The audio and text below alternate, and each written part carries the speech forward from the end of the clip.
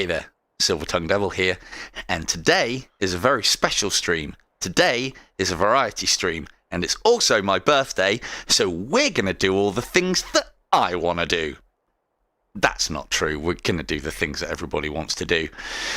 But we'll start with some tournament tips and some bits and pieces. Thank you, Dave. So... I know, right? You've all a big turnout for the old birthday boy.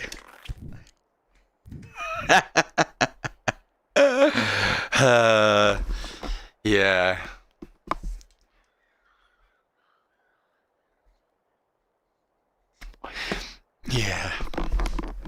Cheers, Steelvio.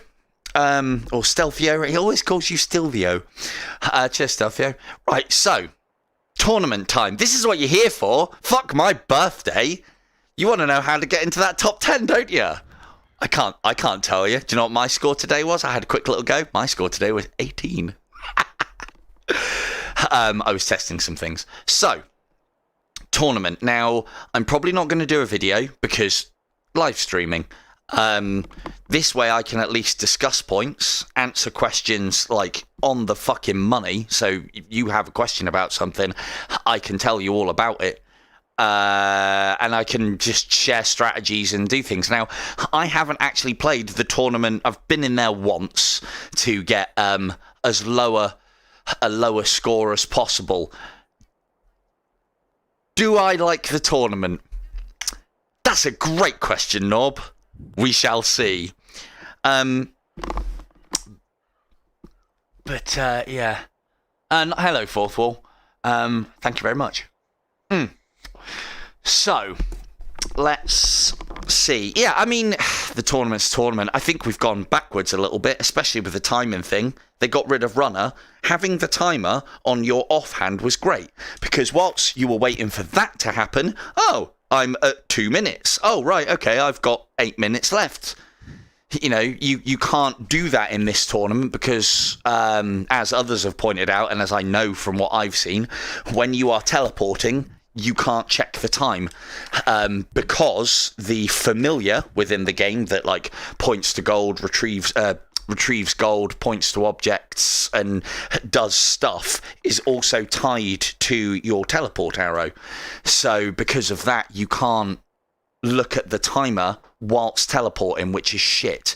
Now, the one thing... Thanks, Sim. Hello, and thank you, Sim. So, the one thing that I don't know as far as the tournament side of things is concerned is what you can pick up during it. I know that I basically haven't killed any enemies, so I know. Well, let's just get into it first off. Right, we're going to play with a bow. We're going to waltz through. And I'm going to give you as many tips and tricks as I can give you.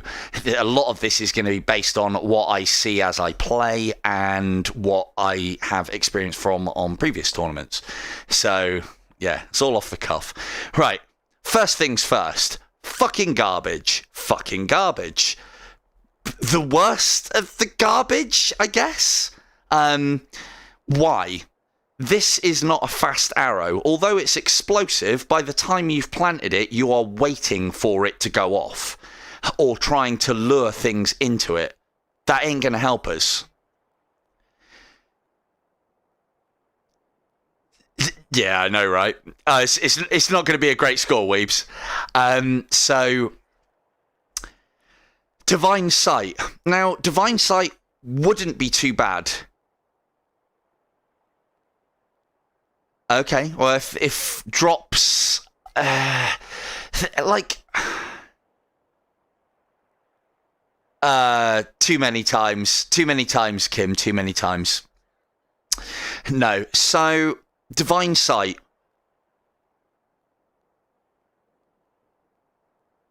Okay, okay, well, we'll check that out as we go. So, Divine Sight. Divine Sight could be good if they'd have fucking updated it. Divine Sight should have 60 shots in the quiver, or, I don't know, at least 45 or in the 50s. Because Divine Sight 3, by Basics has 35, I think, and Divine Sight 5 has it has like 22, and I think this shit has 26. It should be double that. Even if it was, it's still a single shot. Now, I know what you're saying, Mike, but Cam, I suspected, but Cam found out something that you can do with Hail of Arrows. Whether you can pull it off during tournament time or not remains to be seen. But one of the... I don't think it'll be that useful. The only thing that I can tell you is Hail of Arrows increases your rate of fire. So, and this is going to be about rate of fire. So we'll go in and I'll play and I'll stop a lot. So, first things first. You know that slow time button? Don't fucking touch it. That's my first massive tip, is slow time is not your friend. Why? Here's what. So, yeah, the timer used to be on the back until they got rid of runner. Now we have to actually have the familiar before we can see the timer. Now, why do we not use slow time? 1 1000, 2 1000, 3 1000, 4 1000, slow time. 1 1000, 1 2 1000, 3 1000, 4 1000, 5 1000, 6 1000. So, lesson 1. Even though you are in slow time, this not in slow time. Not happening. So, for that reason, we do not want to use slow time. We also do not want to use any arrows that would give you any kind of slow time either. So that means cataclysms are straight away right out. Now, headshots is going to be the order of the day, as distant as you can make them. I would have said shots on Cupids, unless you can do something like you have an arrow that's particularly good for taking them out, like Divine Sight or Tempest, something where you can fire and forget, because you can spend a lot of time trying to line that headshot up, and it's not an easy shot, and I wouldn't go for it either. You can make them. They're not easy, though. I would say you would be wasting your... good example there, and that was a bit shit accuracy. But you would be wasting your time going for headshots on Cupids. Now, that is a good point, Mike, but the only problem I think we're going to find on this level is everything is just way too sparse and Spartan for us to get a decent Executioner. Executioner should be seen as secondary, I think. If you're getting an Executioner bonus, brilliant. But... ooh, could it be? Could it be? We better check. Might be giving away my tournament winning strategy here. Let's see. 812. It wouldn't even matter on these guys anyway. We'll try it out on a Black Knight. As I said, I've got to play the tournament a bit, but I still think. I mean, it's gonna. Don't get me wrong. Executioner is gonna be part and parcel. Nope. No Barrage of Needles. They didn't forget to put the update in or whatnot. Executioner. So, okay. So, I suppose the easiest way to phrase it is it's timed. Oh, fucking game. Oh, look at that, Mike. That's one of the. That'll be one of the key arrows again. So, it's a timed tournament. So what does that mean, a timed tournament? Well, you want to be going fast. So you don't want to be concentrating on Executioner. It should happen naturally. It should have been what is the way that I will now phrase this. Because headshots are guaranteed to make you... Oh, fucking game. So the reason why I'm saying fucking game is that... plus that is probably what Mike had to get those decent scores. The fact...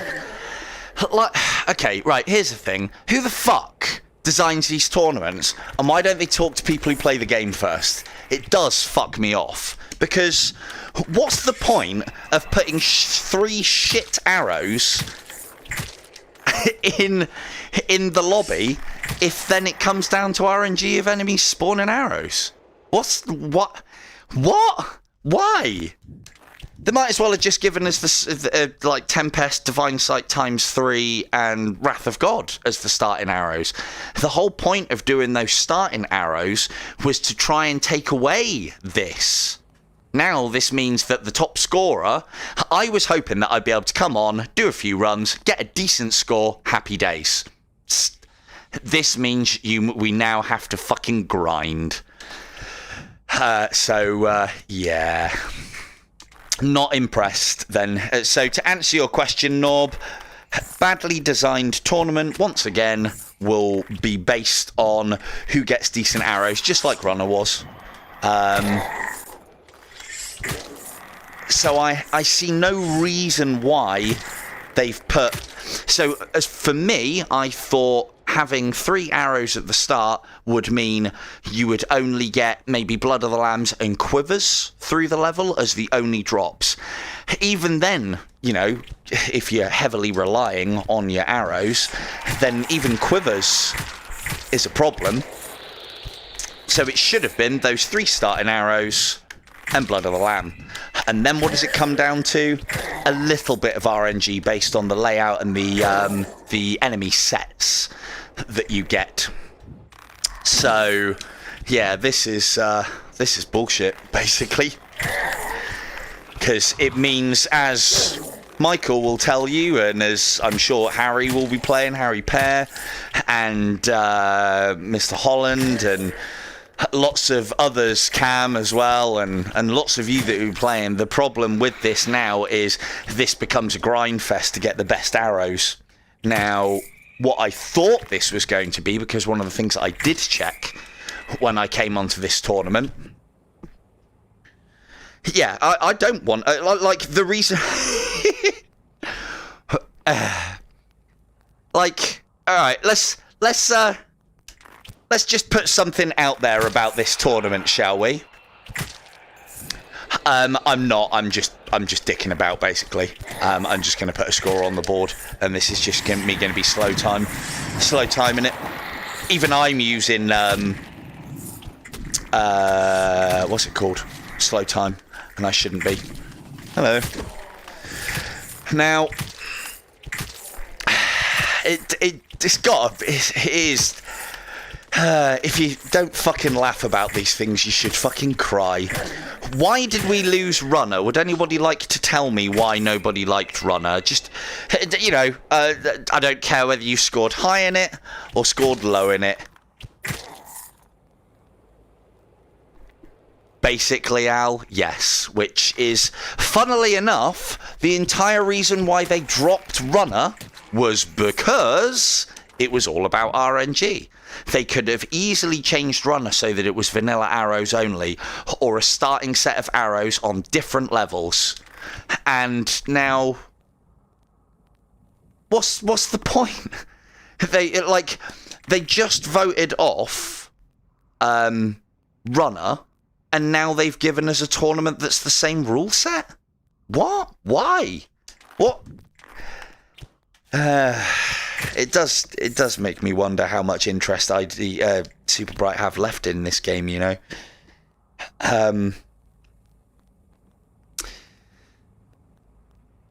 That's exactly it, Norb. What I played of this tournament, that pisses me off now. But what I played, but again, we don't want to be too negative. They don't have to put these fucking tournaments on. I like Runner. I don't like the random element of it. However, I can compete within it. What I thought this tournament was going to be all about was, I thought it was just going to be health drops during the level, not arrow drops. And then I even looked at this and thought, why? I don't know why they're running out of ideas for tournaments. They've got loads in the pipe. They've got 4 more pits that they could do. I would be happy if tournaments from now on were pit runner on each of the different pits. I would be very happy with that tournament setup. And that would do them for years. Years. Nope. Do you know what I think? Right. We haven't got the timer on our hand. So do you know what I think this is? I think this... What's the score like? Yeah. I think this tournament is something that they already had made up and they've just copy and pasted. I don't think any work has gone into this. Because if work had gone into this, after everyone applauded what they did with Runner and being able to have the timer above your hand at all times... Like, so what I was talking about there, can see timer, teleport arrow. Because the familiar is in the teleport arrow, it won't show time until. So, yeah, so that's a bit shit. But, hey, I warned you. Don't say I didn't warn you. I did say... Get fucking rid of Purist. Let's keep Runner, please. Because, see, this was the other point, the other reason why I wanted to keep Runner. And again, you know, I'm just one guy, so who fucking cares? But the reason why I wanted to keep Runner is it allows everybody, like, what do we know Super Bright like doing tournaments-wise? Timed. Speed. Timed, speedy tournaments. Whether you like them or not, whether you can compete in them or not. By having Runner, we have somewhere to practice speed against a clock, against a kill count, some sort of timing. Without Runner, we have nowhere to practice, which then means that anybody who doesn't play this game regularly and goes out of their way to play the game fast, which is a small percentage, just means that the top 10 will always be the top 10 every time. Unless you do things like I do and not bother. Because this is bullshit, basically. Yeah. So, but I can still tell you tips and tricks for this bullshit. So, because there are arrows in the game, we are not even going to bother. What? So, because of RNG in the game that I now know, see, this is part and parcel of the reason why I didn't want to practice this, so that this is not prepared. So this is off the cuff. This is from the heart about my glorious game and how tournaments now. So, first off, we don't need any of this. As somebody already said, these arrows are garbage. Normally I would go, yeah, but you might as well take one. Well, no, because it is taking up fucking quiver space. Yes, you can just replace it, but that's not going to win you the game. You wouldn't even take that. You wouldn't even take that. So you might as well leave all of your quiver spaces open for good arrows, because the good arrows are in there, which then means, what's the point? What the fuck is the point of choosing an arrow? I don't get it. I really don't. If they were Tempest, Divine Sight 3, and Wrath of God, that's interesting. But again, all the arrows in the game are here. Anyway, so, less bitching, more tipping. So, a couple of things that I will go over. So, Executioner now. Knowing what I know, I would say this game is going to be down to Divine Sight 5, Divine Sight 3, Tempest, and no, they don't. Most developers don't play the game. It's the same as, like, if you work at McDonald's, you don't fucking feast on fucking Happy Meals every night, do you? But having said that, I know quite a few devs who do play their own game a lot, because they made their own game basically for themselves, hoping, or sometimes not caring, if other people liked it. So on the Executioner side of things, Executioner is something that I would have said now, knowing what I know of the game. I think they've put those arrows in there. I mean, to me, it just fucking confuses. It would confuse people if I was a new start. I would look at those and go, "Oh, right, is that what I'm supposed to use?" No.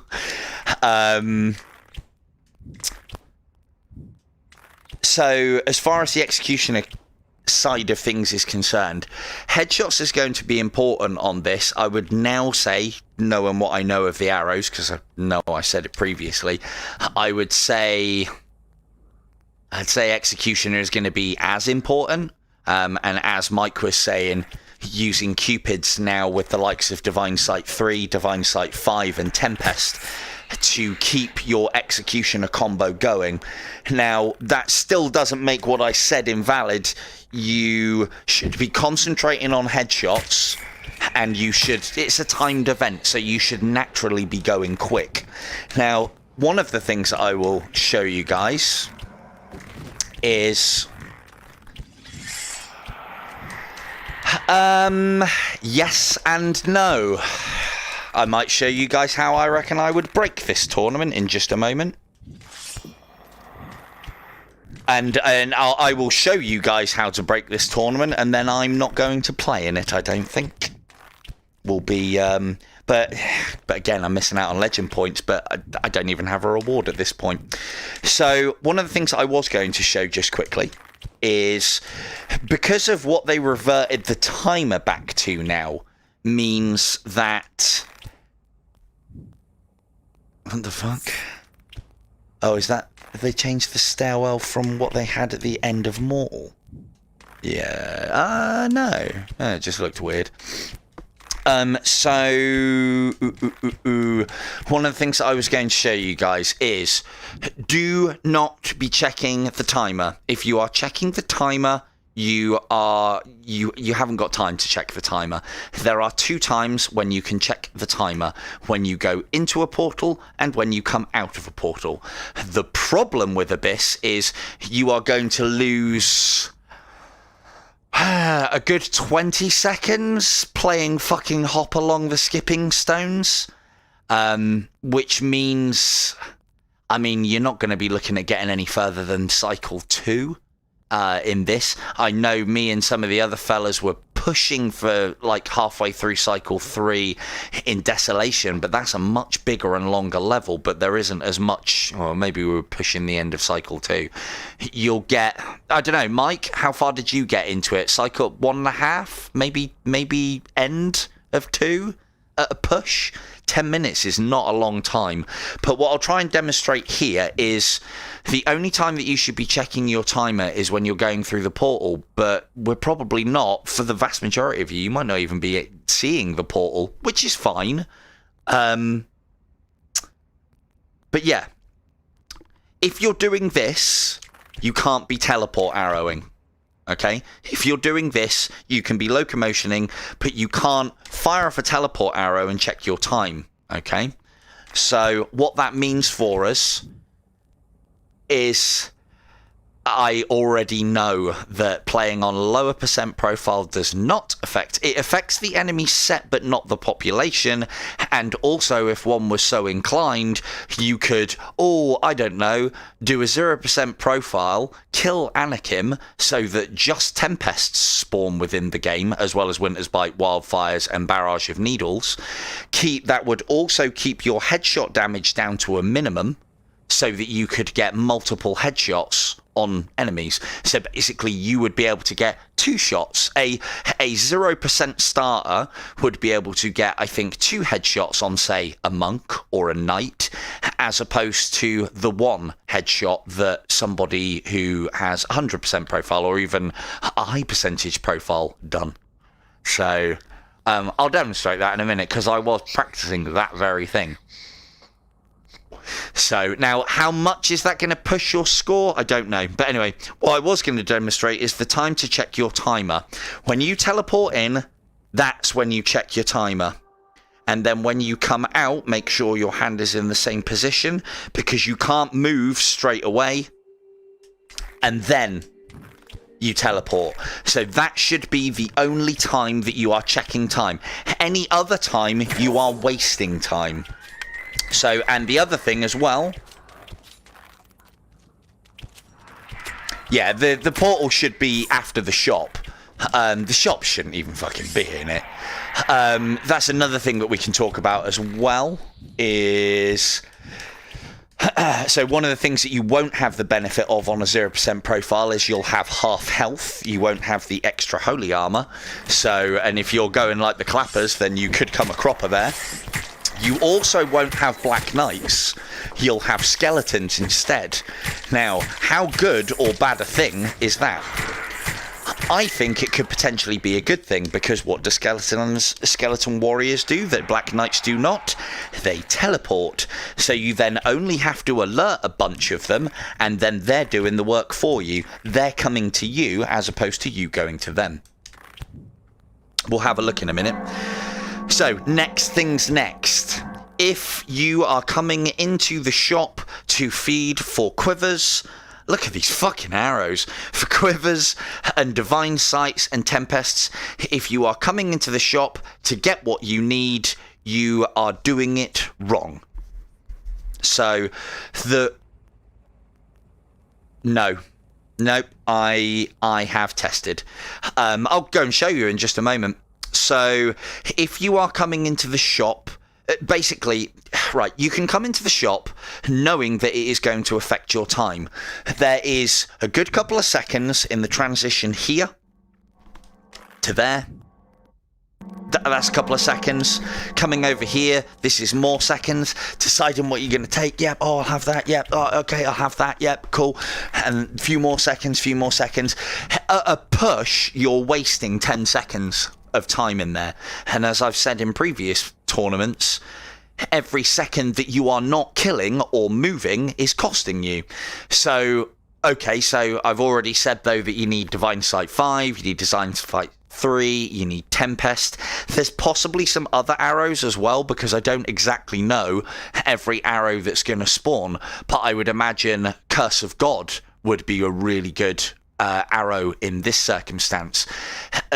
But the problem with Curse of God is these levels are relatively high. These enemies are relatively high HP pools, which means Curse isn't going to kill them, which then means that Curse is not going to spread. And if Curse isn't going to spread, then it's not going to do the job. Yes, if you get it onto a bunch of Cupids, then it'll do some work for you. But Curse is great, for instance, if we were doing a Paradise Lost or even Desolation with the bats, because it can chunk through those things very quickly. The problem with Curse on this level is there are some huge hit point enemies, and you better fucking believe that if you want the Curse to go for those 4, 5, 6 Cupids over there and string through them, it will fucking magnetize to a Black Knight, do its sod all damage and end. Every fucking time. So, right, let's go and demonstrate what I was talking about. So, again, it needs testing, but these are just my, I assume this is what you guys are here for, my initial thoughts on this, because that's all you're going to get, because I ain't playing in this. I ain't playing in this shit. So, I did go on to my second profile. You will see I have a massive 12%. Let's go and have a look at what I do have. We can also talk about what you should get as well. You want to avoid every single, or I think you want to avoid every single achievement that would be as far as increasing damage for your vanilla arrows. You would want Tempest unlocked, which is kill the Nephilim. Nephilim? I can't remember how it's pronounced. Vanquish the Nephilim, which is defeat Anakim the Abominable. So you want to get 0% profile, rooftop hop all the way to Anakim, kill Anakim, you then have Tempest in the world. Now, I did test this a couple of times. What else have I got? And then there's other achievements that you will get along the way. Like, for instance, we don't need Purgatory on a budget. We would want those, but we're not in Purgatory. We'd want those for Abyss, so it might be worth a quick cycle hop through Abyss, because these add more hidden treasures to a level. We possibly think that that's what the things that are just randomly scattered about the level would refer to. So basically, if you did the 0% profile, you'd expect not to see any just random floor loot lying around. You wouldn't need to worry about that. You wouldn't. There's so many things on here that you wouldn't need to worry about. Less is more. The whole point of doing this is so that you only have... So basically, doing this cuts down the RNG. Now, is Tempest that as good an arrow as you need? Normally, I would say no. But if you can cut the RNG down... So, we see my health here. 1, 2, 3, 4, 5, 6, 7, 8, 9, 10, 11, 12. So I have 12 health. None of these arrows are actually unlocked on this profile, but I can pick them up. I still don't think they're worth taking. Now, the one thing that we will miss out on is we will get no headshot gold. And now that is 15 gold per enemy. That could be quite a lot. So that might be another achievement that you might want to unlock. Problem is, you can unlock a lot of other achievements whilst doing that. So, in this scenario, I can get 1, 2 headshots out of each enemy in Cycle 1. So, that means that in comparison to the likes of, look, and Tempest has spawned. Now, I'm not getting headshot gold, but let's face it, headshot gold is between 14 and 17 gold. What I am getting at extremely close range, not out of abominations. Abominations don't matter, but out of knights, out of skeletons, out of archers, out of... I know I said don't use slow time, and I am.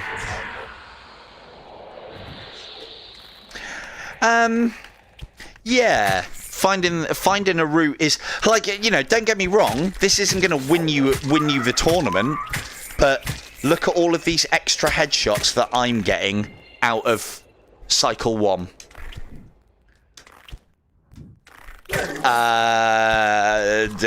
It'd be a silver-tongued devil bow. It would be this, but this would be a tongue. So, what else have we got?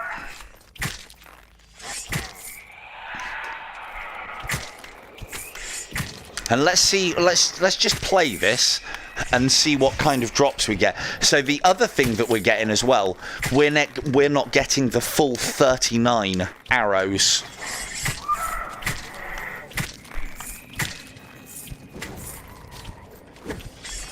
Yes, bar... So those distant headshots are the only thing that we don't want to be doing. We want to be doing everything close up, because then we basically get double bubble on headshots. 1, 2. Well, let's test for... Thanks. Let's test for Sean. 1... Hold on a second. Hold on. Now, the reason why I think Tempest might be quite a good arrow on this level is it's a quick fix for Cupids. It's going to be the arrow that you are going to see 100% of the time. Yes, we're not going to get as many as if we were in our 100% profile. We even don't have as many quiver slots to put all of these Tempests that will hopefully be spawning in. Oh, we do have our life, though. Oh, that's nice. I didn't realise that when I came in here. Sure, I came in here with 6. Okay, so you get the advantage of having all your life, so you don't need to worry about that either. So, 14798. What are we saying? 4798. Ah, damn it. Go and find another one, hang on. That's because I took a hit. Let's find a knight quick. Or rather, you guys will do. 445, 1, 445, 445. So that's 235 damage. 235. Plus, we're getting the executioner out of that as well. So I would have said we're going to be getting about 500. Let me see if I can do it at distance now.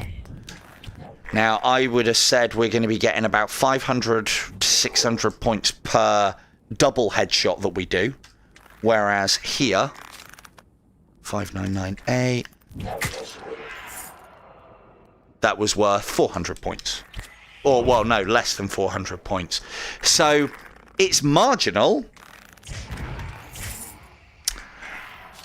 But I don't know. This is probably how I'm going to play things, because I like the idea of being able to do this with Tempest and always having Tempest. I also like the idea of these guys coming to me for headshots. I believe I also won't have to bother with summoners. Oh no, you do have to bother with summoners. So let's see what sort of... So we're already getting... So quivers are included in the game. I haven't unlocked quivers, so that's nice. What else? What other things do we get that we have not unlocked? That could be a potential problem.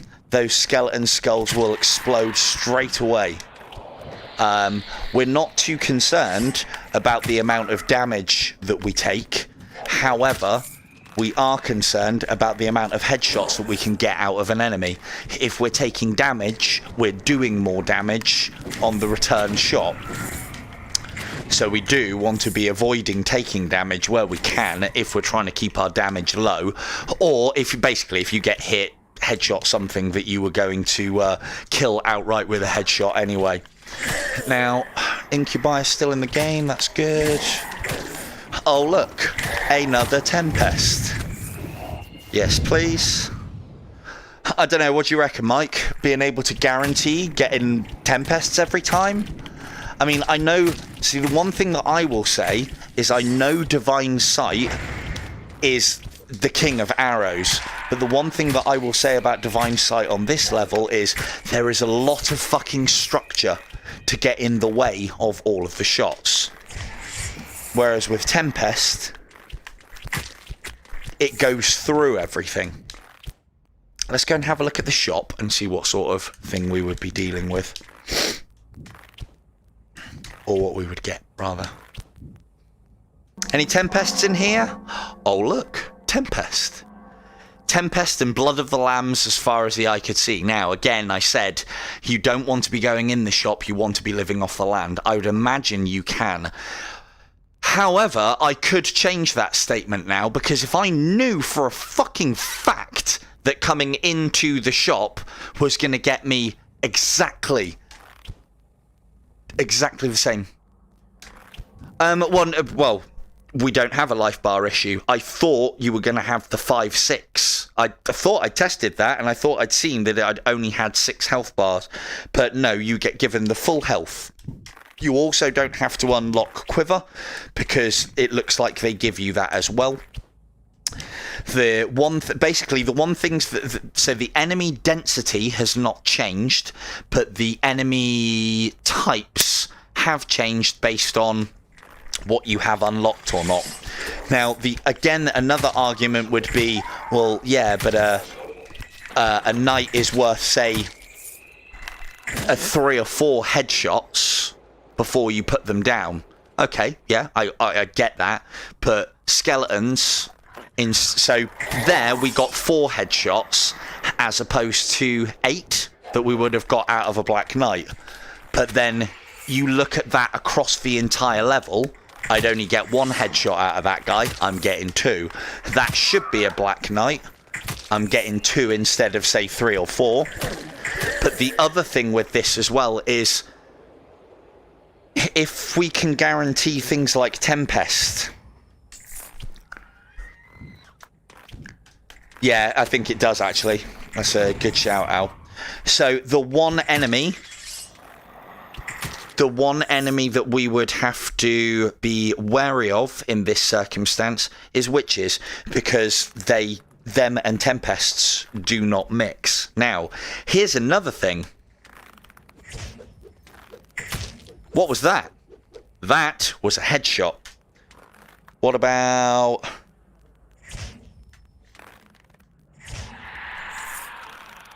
at this sort of distance. It's a bit twitchy with Tempests. What I find is firing down on your enemy is your best shout. You'll never get a headshot on a Cupid with a Tempest. 2 headshots there. I think so. Well, look at these headshots that I'm banging out now with the Tempest. Now, the reason why this works on this level is because we can get height. This is something that I talked about in the Desolation tournament, the Desolation trials, where if you are looking down on your opponent with Tempests, it's a lot easier to get headshots. Divine Sights, you have a chance of headshots without aiming. Give me a couple of days and I should be able to get I'll be able to find a route where I'm above everything and firing down on everything. And then that means instead of it being a chance to get headshots, it'll be almost a fucking guarantee. How do we do there? Oh, again, I'm not trying, but...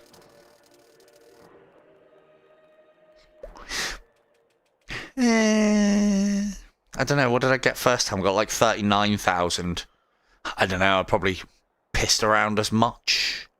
So there's some food for thought, maybe something to try. Now, one of the benefits of that as well is we didn't get any unlocks for our profile. So I think, personally, the key to this tournament will be crafting, and I'm quite happy to share this because I don't know how much interest I have in playing it. Yeah, about the same, but again, I'm just dicking about at this point. Maybe I should play properly. Hello, Blast. What time are we on? Okay, we're 40 minutes in. I wanted to be looking at other things by now. Okay, I'll tell you what we're going to do. We will have a look at something else. I've given you something to have a look at now, something to have a play with. I think, but I might have to retract all of this, I think that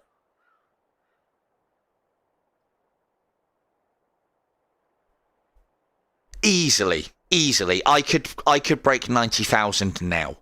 I'm quite sure. What you basically need to weigh up is what you're losing. We are losing out on headshot money, but we are gaining additional headshots on nearly every single enemy. The only exception to that would be Black Knights. Now, there are a few Black Knights, but I would argue that come the Executioner score, I would much rather have the enemies teleporting to me so that I can kill them, as opposed to me having to chase them. Tempesting from down, aiming down, basically means that the Tempest comes into contact with the head first, and that is the key to getting headshots on a lot of these enemies, or aiming off a lot. Remember that Tempest would not be upgraded in this situation as well. Maybe you want to see about upgrading your Tempests, but I think you'll get too many other upgrades and potentially arrows whilst doing that, and we don't want that. What else? Why else is this a good idea? Again, so what I will do now that I've put that out there, is I will have a play around with it, and I will have a test with this, and we will see. Hello, LG. We will see. I think with this profile, I would be able to get 6th. I'd like to think that I'd be... Cheers, LG. I'd like to think that I can score well here. I'll tell you all now, I'm not going for anything more than 6th. If I get anything more than 6th, I've fucked up, basically, and forgot to quit out or something along those lines. I don't want top 5. I will quite happily show my score off before I quit the run, but even that's risky because it might register it by accident. I'm not playing that game. No thanks. I'll go number 6, unless I find a way to completely break this. Then I might. I I don't know. But yeah. So, long story short, I think a crafted from 0%, a crafted profile may be a good way to score additional points. Have a try, see what you think. I know I'll be doing the same. These arrows are garbage. This is a fucking RNG nightmare. I have been Silver Tongue Devil about IDU tournaments. Fuck this shit. Let's go and do something else. Nice try, Super Bright, but I do feel that they should test these things. Why get rid of Runner and then give us that? Right. First off, I now want to have some fun.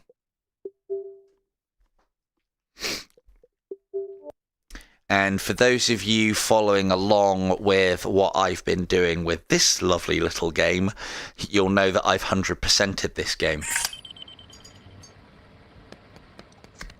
100% gold on everything in all its glory.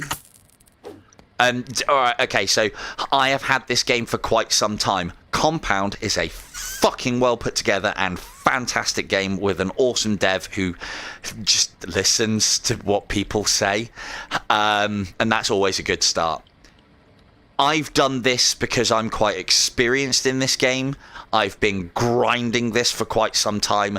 There is a lot of time that's gone into that 100% completion. I'd say a good 30, 40 hours worth of gameplay at least. And even at 100%, this game is not over because there's still things to do. So, for those of you not familiar, this is Compound, by the way. It has easy, medium, and hard. Once you complete it in hard, you get spicy, which is another level of difficulty for you to play with, which isn't tied in with any bits and pieces. But the big thing for completing 100% completion is we get this.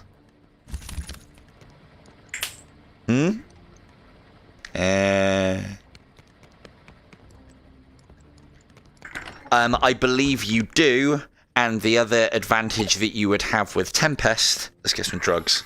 Lots of enemies. The other advantage that you would have with Tempest is you could do some very far away headshots. And you could get multiple headshots on groups with Tempest as well. So I figure we'll give this a little bit of a spin.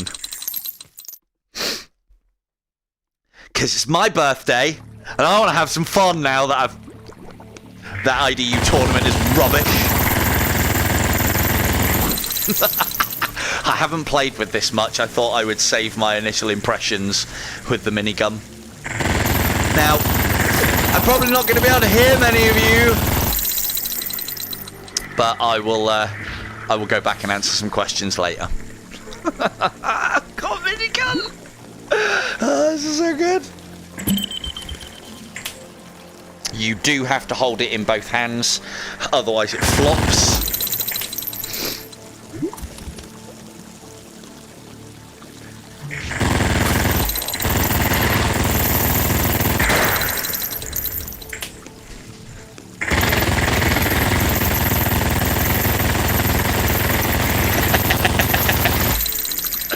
Oh, they really don't stand there. Give me this in the tournament. This is what I need. I need an enemy heavy level.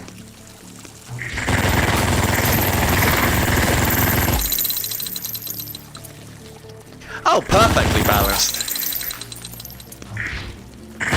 Oh, it is Doom, basically.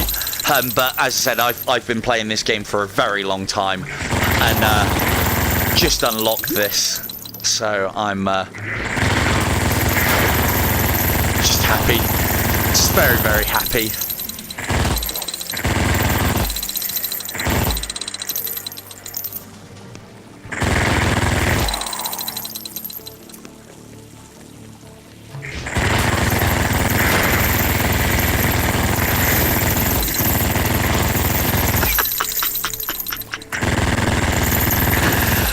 I'm sorry, chat. I shouldn't have played this because I can't hear any of you. It's too loud. I know, right? I am playing it on easy. I should have put it on hard, really. But right, I'll just clear a couple more rooms so that you guys... So I've given the minigun. Right, guys. How are we doing?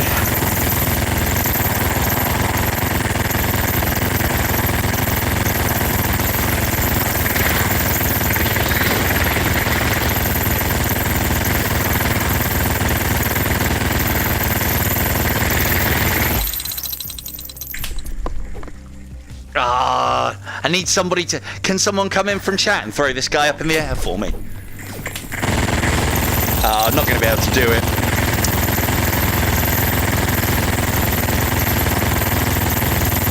I did find... Wait!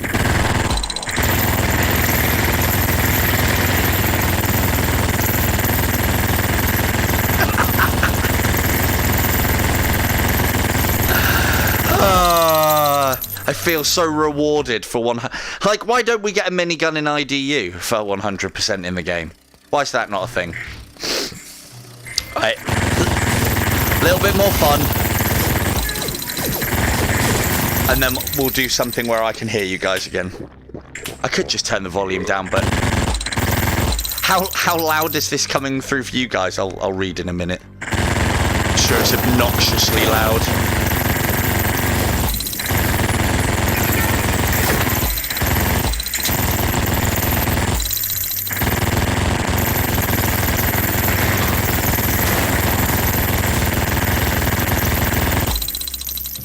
Yeah, I probably should have played this in extra spicy.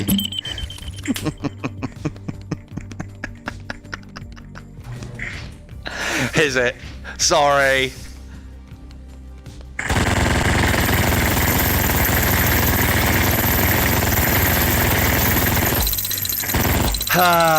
Right, that'll do. That'll do. It is very doomed. Right, sorry guys, what did I miss? Custom arrow and IDU. I'll come on to custom arrows in a minute, Andre. Yes, it does have infinite ammo. Sorry for it being very loud. Cool. Yeah, well, we can't really do that. Any gun that can drown me out. Jesus. Whew, that's a scary concept. Right. Sorry, Al. Yeah, but it's my birthday, Al. Am I allowed? I assume I'm allowed. So, yeah, that's the minigun. I did want to get some footage of me doing that. So I'm probably going to use that for some body hit the floor nonsense video. So, yeah, oh, that was only on medium as well. Right. So I've done what I wanted to do on that. The main pull, for any of you guys that haven't seen this, the main pull for me on this game when I unlocked it was this. I fucking love it. It's so good. There's something very satisfying about going up against enemies with guns and you just have a bow and arrow. And it's very precise and very well done.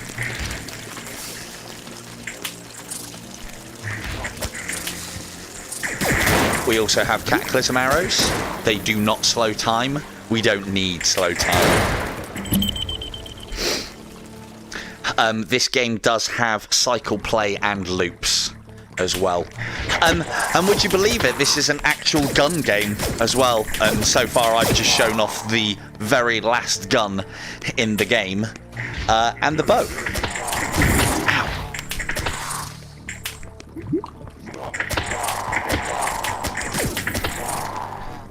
This is always a...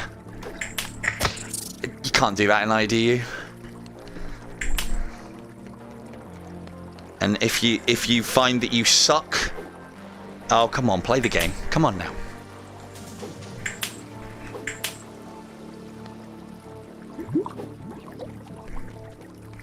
So if you suck at, at firing at enemies at this, you can get some nice target practice in. Oh, that one was a bit high. Oh, look, I know where that one went. I know where that one went. I know where that one went. And you can really get your eye in. on dead bodies. I fucking love that you can throw them.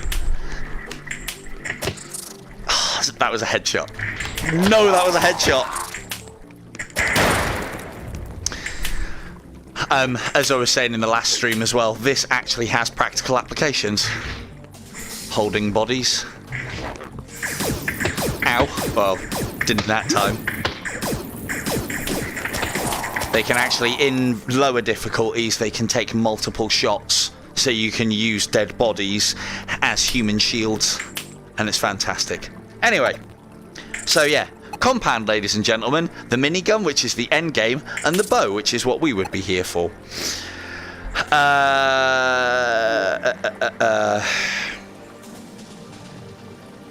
So, now I will warn you guys, this stream is going to be very flitty, because I've got lots of things that I want to do. So, I bought a game. Actually, let's play something that I haven't played for you guys before. Anybody here familiar with a game called Until You Fall? It's fantastically good.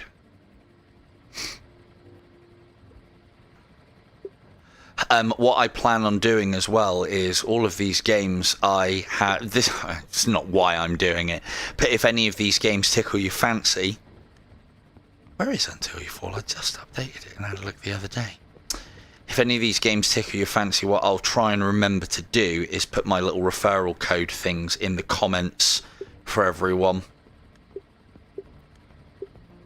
Oh, well, that's good. Where is... I mean... You get that in, what was the other one? AIM-XR I've heard of, yeah. That was actually looking quite good. I was looking at that one whilst it was in development. I don't know if it's out yet or not. I was playing around with Sariento as well the other day. Where's Until You Fall? I can't see it. Come on now, it hasn't been that long since I played it, has it? I'm not going to scare the shit out of myself on my birthday either, no thank you. This I want to show you guys as well. It's like gesture-based magic using. It's actually very good. Oh, there it is. Cool. Let's go and play some Until You Fall. Because that was going to be the other title of this stream instead of like fucking wonderful, spectacular extravaganza. I was going to just go streaming Quest 2 to stay warm, which over in England at the moment is very much the thing.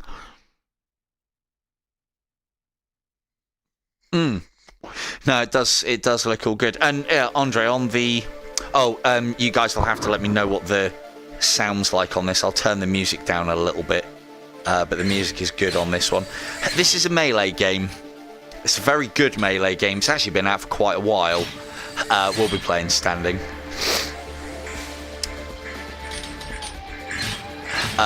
This is... Unfortunately, this game does not have... that music sounds very loud.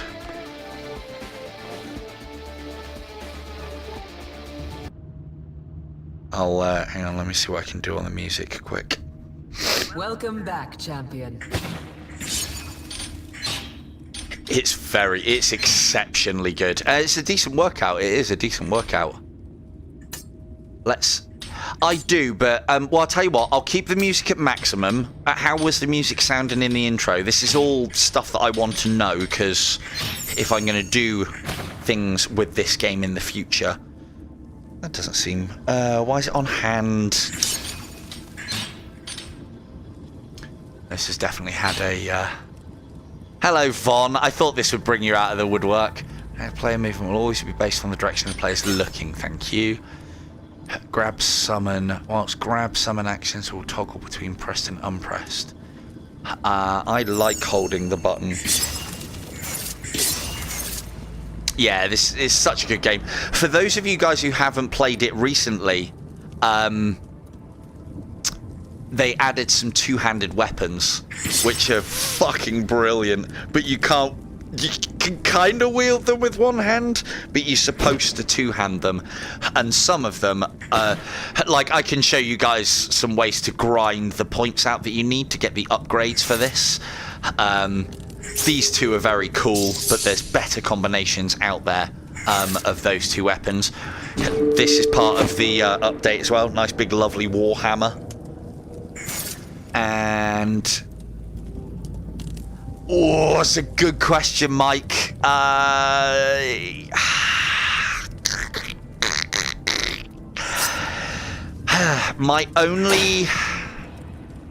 My only concern with Compound at the moment is it's been out for a very long time. Now, it's been out for a reasonably long amount of time.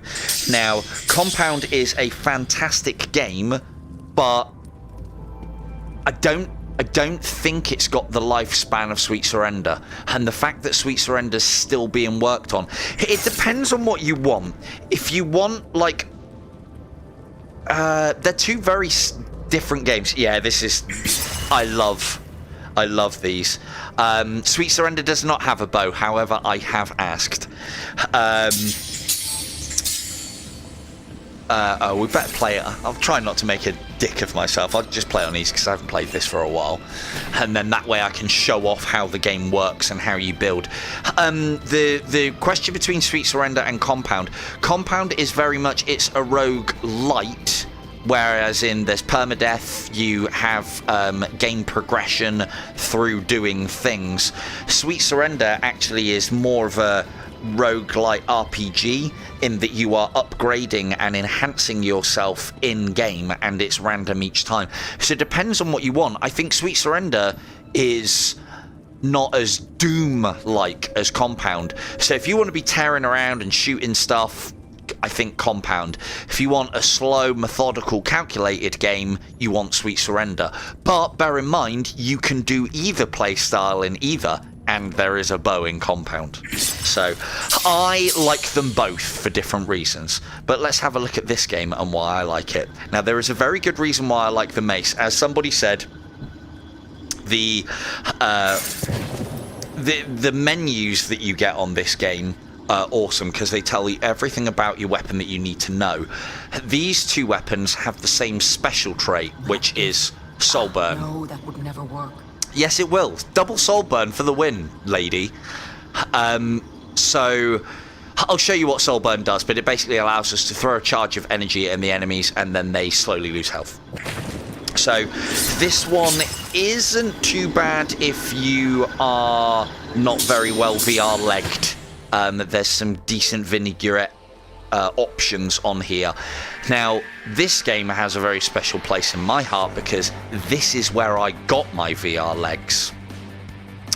Now, there is a reason why I like the mace, and you will see in a moment.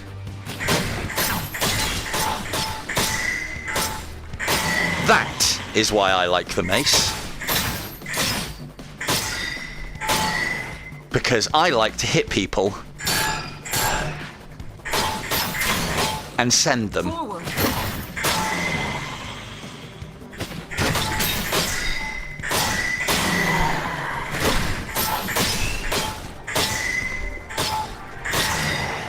Masterfully That's done. why I use the mace.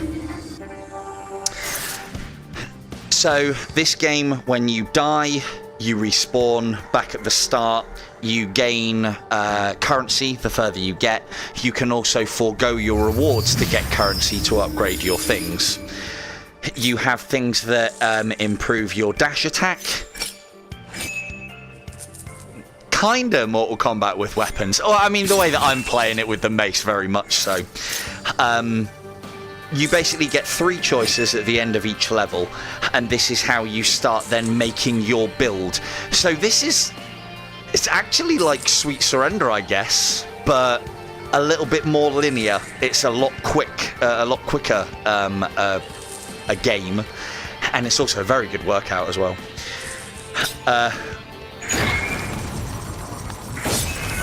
We'll be going Soul Burn.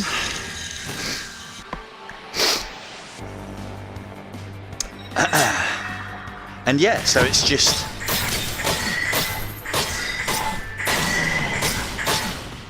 Now, I don't know, I've done footage on this game before video-wise, and I don't know how well things come. The enemy do attack you, I'm not giving them chance. That's part of the reason why I have this build. If you can attack them enough and reduce their... Well, I'll try and explain what's going on to those of you who can't really see. That allows us to increase our life. Something that is very cool about this game is you can actually make use of your maximum life to upgrade your character with help me hurt me style things. These are usually quite good as well, but we don't need soul burn on our weapon, so we'll upgrade our health, because the more health we have maximum, well, obviously the longer we can live, but we can also use this as kind of a resource to increase the stats on our weapons as well. So this game is very much about dashing also, or at least the way I play it's very much about dashing. You'll see that I have a charge of 4 dashes, so that allows me to do 4 of these little flip movements. Now, when you get close to an enemy, you will see a bar.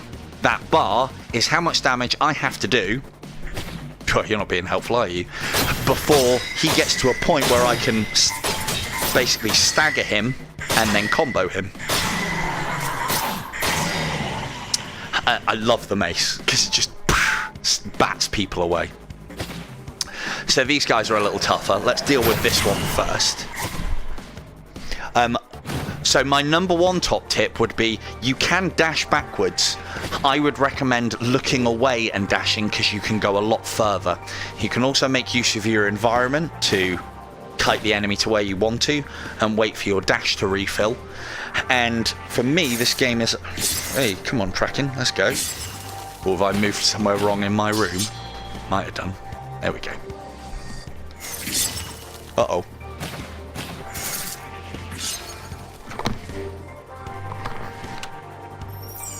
There we go.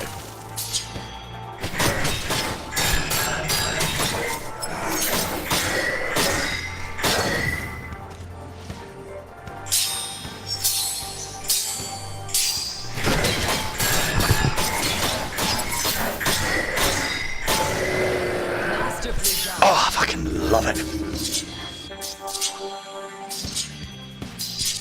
Yeah, the one thing that I will say about this is the palette can be a little bit... It's a little bit testing at times. But again, the more you play it, the more you get used to it. These are these hurt me, help me ones. So we have slots within our weapon that allows us to get different traits. And all sorts of, as someone was saying, like the RPG element. So it's very deep in the sort of character builds that you can get. But this reduces my health, but gives me an additional trait socket. I've got loads, but if you can have more, why not? You can also do things like reduce your maximum health to increase your guard damage. That one's not a great trade-off, but it depends on the kind of weapon that you're going for. We'll go with this, because we haven't really used any of our specials. I like to get each to level 3 before I push on to level 4, but you don't really need level 4. How do you activate your specials again? That's trigger, isn't it? So basically the specials on these weapons are Soul Burn, which is basically a fireball that I can throw. If the enemy has more health, it will do initial damage. It will do initial damage, and then it will do tick damage.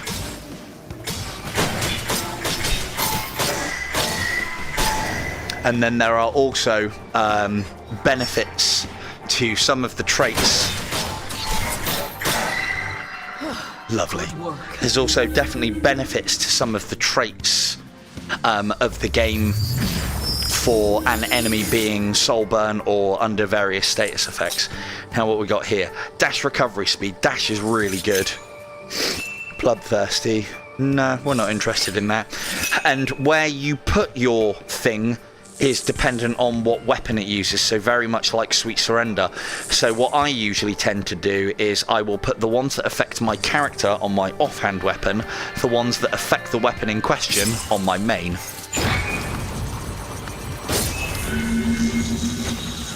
Yeah, no, that's a good one.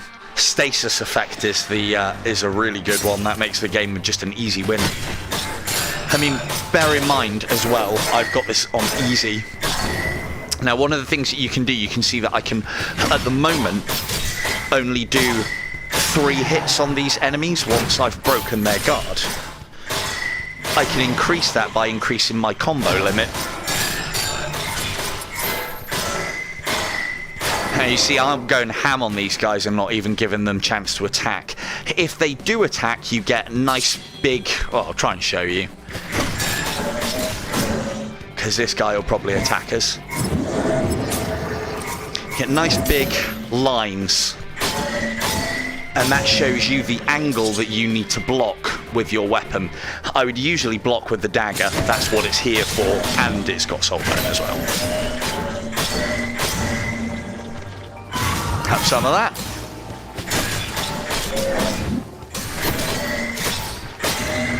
Fantastic work. Wasn't it though?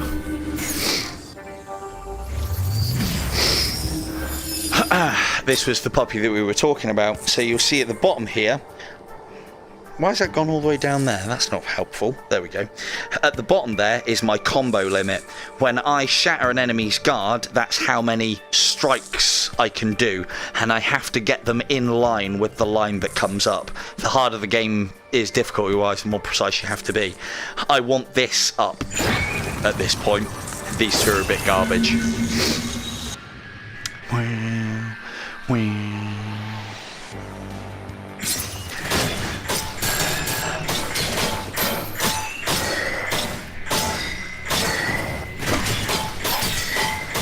And in traditional bad guy sense, they will come at me one at a time, which is lovely. You can have one of those.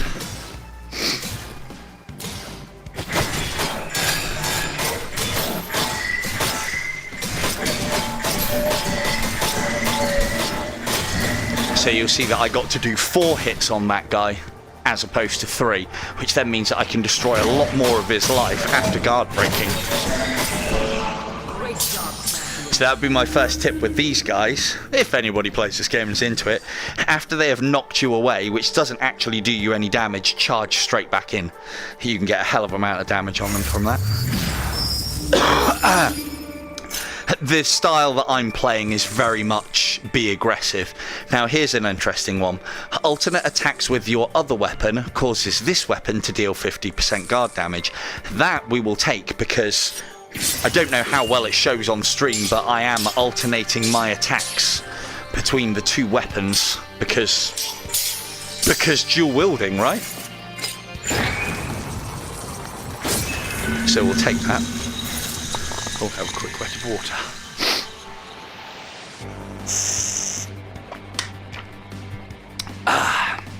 And if you like your Beat Saber and like your Pistol Whip, but you've played them for a very long time, and not so much Pistol Whip, maybe you're getting a little bit bored of Beat Saber? I know I do.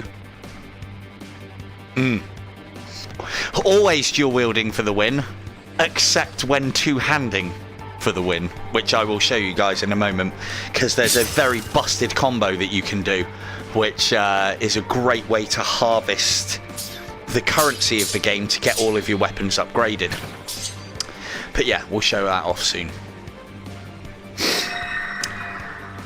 And again, remember, I'm only playing this on easy. I'm giving myself an easy time. Normally this would be a boss, but because I've defeated the boss already, I just have to kill these guys.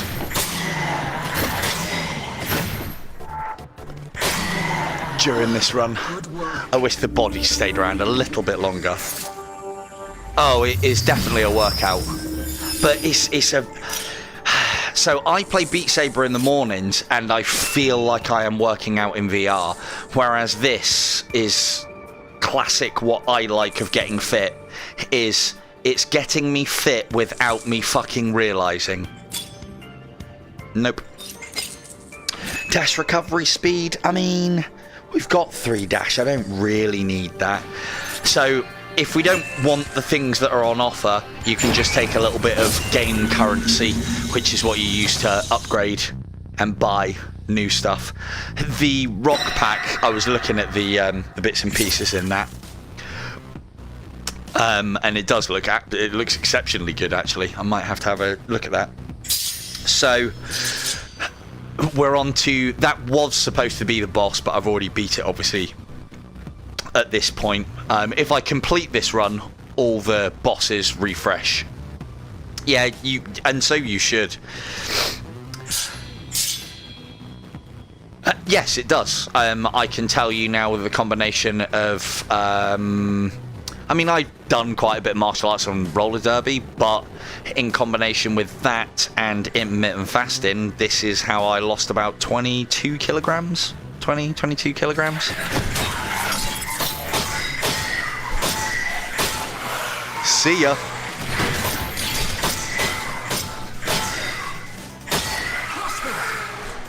So these enemies are a little bit faster if you give them chance to be. So you just don't give them chance.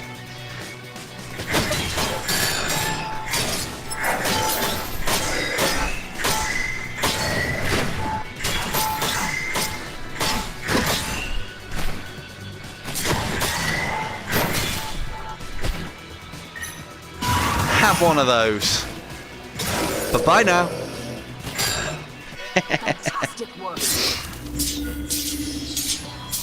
But yeah, yeah, you can definitely get a cardio workout out of VR, no problems.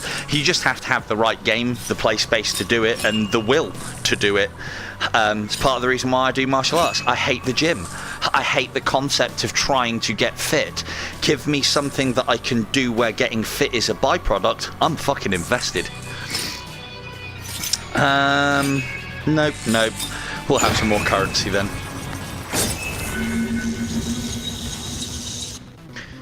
And it's just basically, this is the pattern. You move into small arenas, defeat the enemies, upgrade your character, and so on. If you lose health during a run, then you will be offered a heal at the end. So that's why, if you are trying to make a very good character during a build, do not lose health.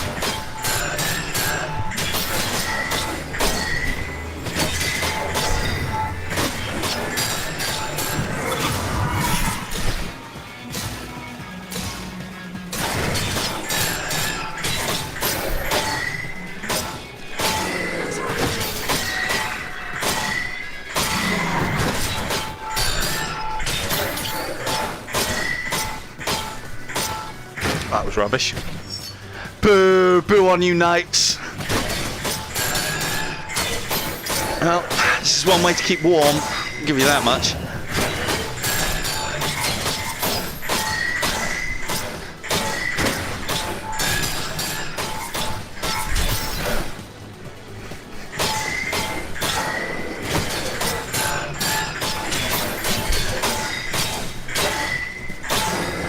Great job, champion. Gonna need a little gonna need a little sleepy after that one. Jesus, whew, those guys wanted it. I'm Shotokan karate through and through, and lots of other things, but mainly a lot of time into Wing Chun, which and I've also done quite a bit of Brazilian Jiu-Jitsu as well, so I've got a bit of a ground game, because any martial artist that goes, yeah, it's fine, if I ever get into a fight I'll be able to defend myself, and then gets knocked to the floor and beaten shitless, well, that's why you need to have a ground game. Because, like, I think the statistic is like 80% of fights end up on the floor, probably even higher than that.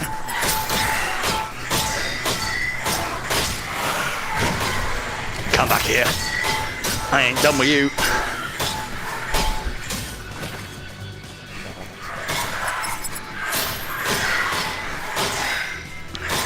As I say, I've actually done a little. Jeez, you went. That's why I love the mace. I've done a little taekwondo, but it was basically so I could learn some flashy kicks to show off to the lads at Shotokan Karate. That's all it was for.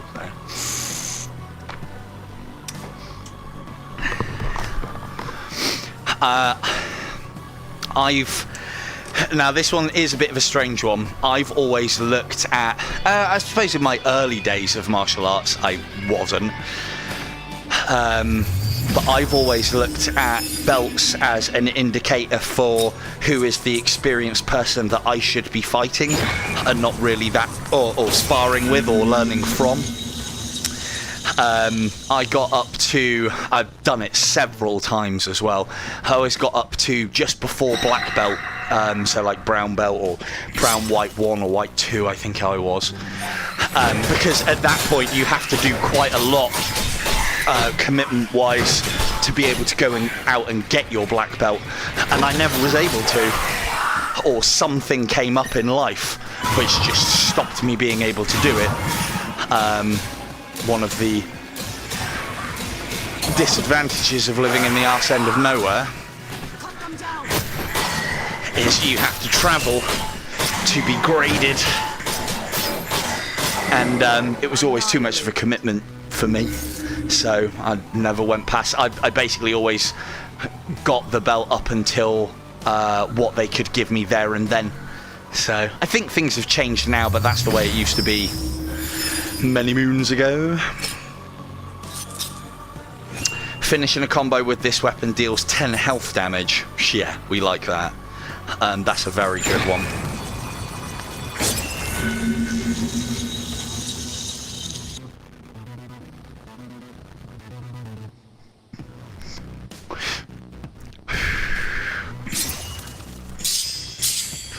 Right, these guys are often a sticking point for people who play the game. Hopefully, I'll show you a way to kill them easily. So, what you need to do is attack them down to a sliver of their first life bar. What that stops them doing is going into their heated up mode, which is what I've done to this guy. Now, when I attack him, I'm going to go ham. So he's very low on life. He now goes heating up, and I haven't got enough to finish him. I basically don't want to fight that guy in his heated up mode, because he's a cunt, basically. So I won't. But I build nearly all of my builds around being able to deal with those guys, because they are hard, and I want to make them easy. Oop, that was shit.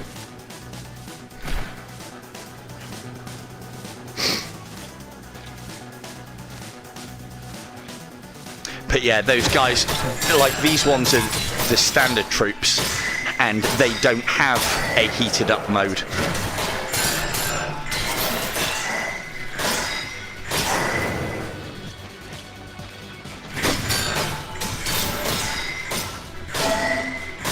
A camo belt?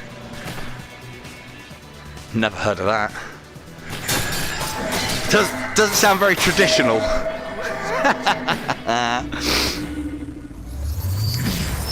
Right, we'll do a little bit more of this, and then, right, big swings of this weapon. That would have been a good one to have on this one, but we're out of slots now. As you can see, you run, even when you have shitloads of slots, you run out pretty quick. And this is specific to the weapon. I really want it on this one because I'm not doing big swings with the knife. So we'll start upgrading these special on this side. Oh, where's that at me? What game space have I got? It's a shame I don't have a Pico, isn't it? I'd be able to show you. I have a rough estimate about, I don't know,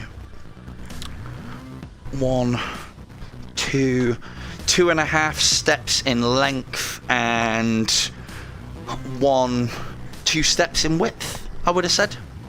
But you don't really have to make use of your play space much in this one. You just need to make sure you are centre and that you can spin around in a circle without your hands touching anything. You can move forward a little bit, but you can do a lot of the movement in this game by using the dash and the locomotion. So again, this guy this red guy who does the heat up thing. We're going to dive in. We're going to attack him. He's got 2 life bars. One covers the other.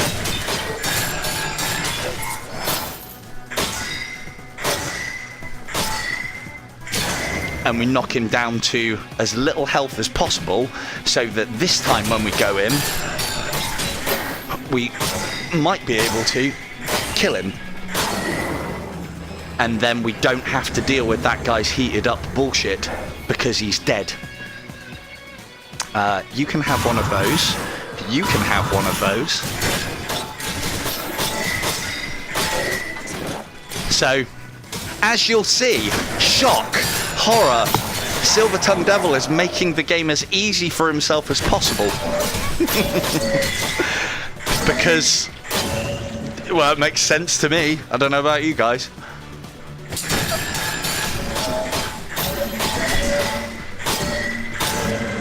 Great job, champion. Whew. Doge. You were supposed to kick ass on that BMX, not have your ass kicked. Was it good though? Alternate attacks with the other weapon causes this weapon to deal more. Nope, useless. We'll have this.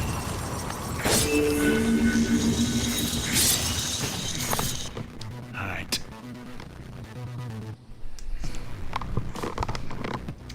And it looks like I've beaten this boss as well. Now, so that's this game. Again, I've got lots of tips and tricks for this. I haven't played it for a while Returned to dust.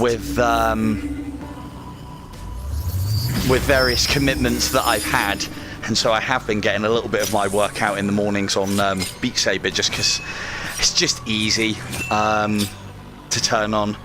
But this is part of the reason why I want to show these guys off to you, because it's given me the taste again. Anyway, right, that's that done. Let's go and play something else.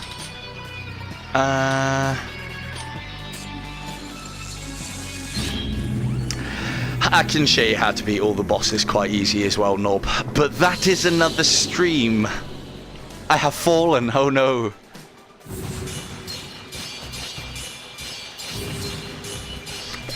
So there was 2 other games. I don't know if we'll do 2, but I've got another game. I bought brand new, and yeah, along the same sort of lines as this, but I think it'll be a lot more tactical and methodical. I'm ready for it to be shit, but we shall see. Hello, champion. It's not a new game either, it's quite an old one. Always remember to save and quit on this game. That's part of the reason why I haven't got it completed, is because every time I've had to factory reset my headset, I've forgotten to save this file and it doesn't cloud save. So I've lost I've lost all progress on this game twice now. Very annoying. That's one of the only things that stopped me playing it as regularly as I could do, is my own fucking fault. So, what other game do I have for you tonight? I was planning on playing a little bit. Oh, there's an update. I better get that. Right, I won't do that because it might fuck around with the stream, because that'll obviously be downloading whilst I'm doing other things. I did play a little bit of Sariento. I'm getting back into flipping around using the bow, so I might show that off in a bit as well. I wanted to have a look at Warhammer Age of Sigmar because I have never played this game before, and it is a melee game.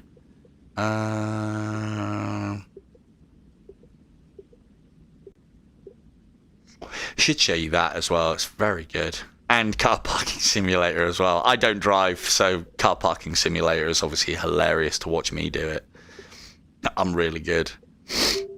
Let's play some Age. Anyone played Warhammer Age of Sigmar? I'm a massive Warhammer fan. Nerd. / geek. I fucking love this stuff. Age of Sigmar? Maybe not. Don't know. For those of you who are Warhammer initiated, it reeks of, oh, let's put Space Marines into Warhammer. But yeah. Can tell I haven't played this before. Hey. Oh, well, there's still 15 of you here, and I've turned it on, so must be fun. No, I do not have Swarm, Norb.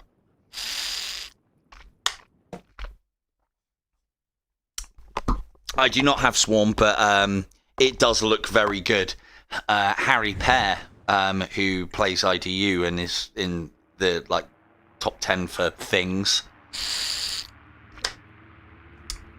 Yeah, I've only played Battle Sister as well, and I was not impressed. I thought it was a bit shit. This is supposed to be quite good. It's fucking Lord of the Rings. Fantasy. It's just fantasy. Good fantasy stuff. Oops. There we go. Move with left stick, rotate with right stick. Ooh, revolutionary. But yeah, I've only played Battle Sisters, and I fucking love 40k, and I did not like Battle Sisters. Rotation mode, snap. Yeah, well, we're not going to be using it, so.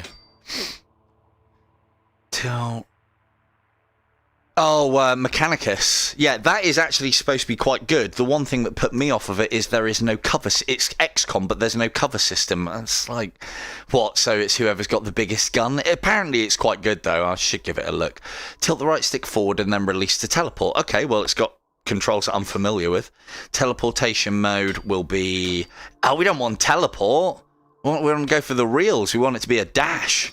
Quick dash, just like the game we were playing. Change these settings at any time. Lovely. Okay. Options. No. Skip climbing? No. Weapon grip. Hold. Yes, please. I'll be quick with these. Tutorials? Yeah, we probably should. Movement, hand left. I do like a game with a robust... thing. Would you guys want subtitles on these sort of games? I suppose as long as I'm not talking, it doesn't matter. Free movement mode, gaze based. Yep. Credits, no. Alright, new game. Hardcore mode. Sounds good. But let's learn the game first. So, the one thing that I do know about this game is it has basically a horde mode, but it's only single player, I think, at the moment. But it's apparently, or from what I can gather, it's kind of like the game we were just playing until you fall. I'll put them on. I thought someone might ask, so I don't need them, I don't think. But I suppose it's a good idea because I might be talking. And you might be listening to something else. Where was it? Language, subtitle visibility on. Well, I'll tell you what. We'll put them on, and if they're useful and you can see them, happy days. If they're not, we'll take them off. And I will remember for next time. Normally, I would go straight into hardcore mode, but I shouldn't. Because I should really... learn how to play the game first and get into it, and then that gives me something to do, so I'll just play the story mode for now.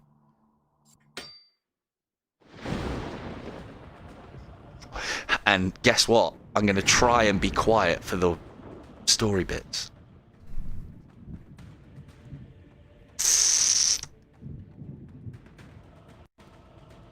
I said try.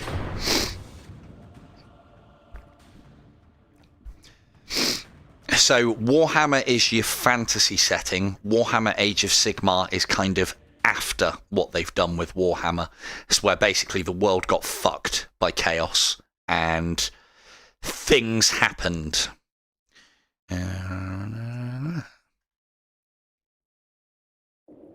I know, right? It's not going to happen.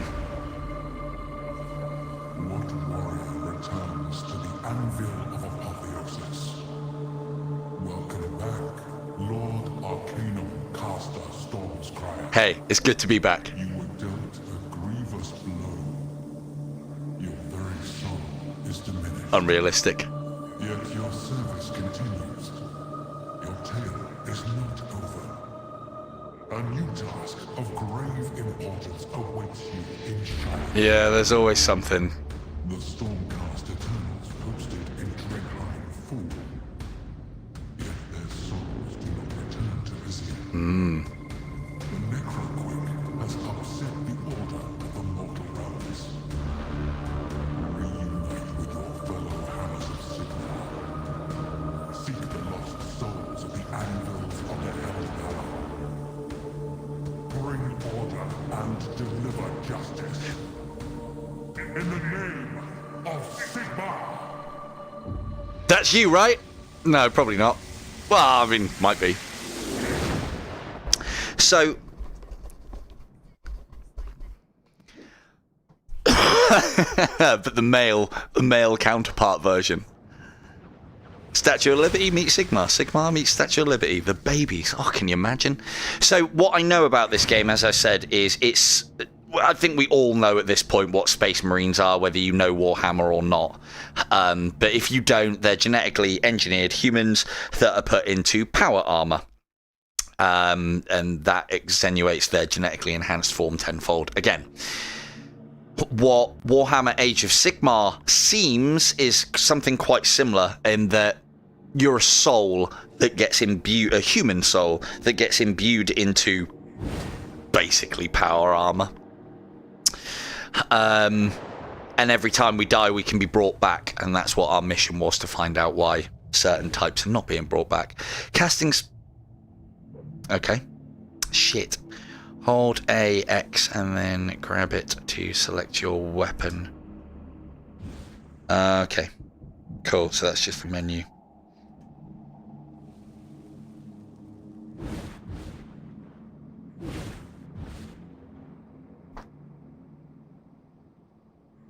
Okay. You're in the wrong place, buddy.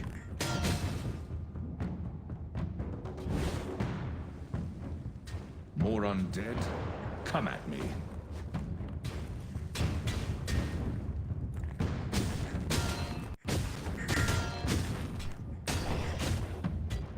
Exterminatus is most definitely a thing. I want the sword. Give him the sword. Not two-hander? No. Grab Death Rattle skeletons by the torso or head and then rip them apart. I could do that. Excuse me. Well, I wouldn't have said that was ripping it apart.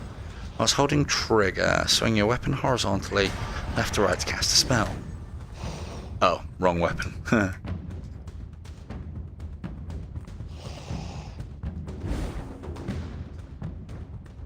Holding trigger.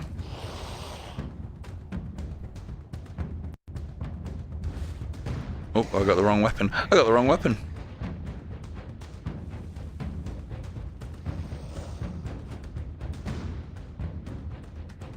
Oh, come on. Give me the thing. Oh, we might have a problem here because I've put it on grip to hold. Oh, I've got it in this hand. Nope, doesn't like it. So this is why I usually make a point of getting good at a game before I show it off.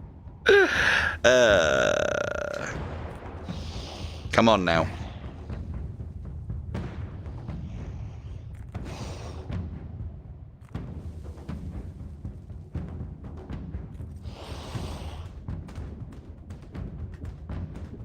Oh, it was working so well a minute ago. Hey, there we go. Got it. That's a bit shit. I'll have to work that out in a minute. I was holding trigger, swing your weapon horizontally. The left. Horizontally to the left or the right. Have at you. Okay, we like lightning. While holding trigger, raise your weapon upwards over your head to cast a spell. Rising the storm save upwards catches a powerful lightning surge. While holding trigger, raise your weapon upward over your head. Raising... Oh, that's the other weapon. Right. Oh, God. Changing weapons. Oh, it worked that time. Lovely.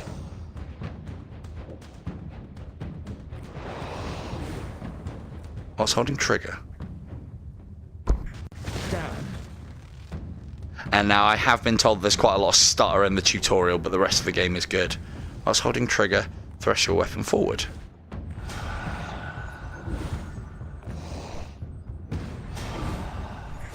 Made it. Okay, that's a dash mechanic. Cool.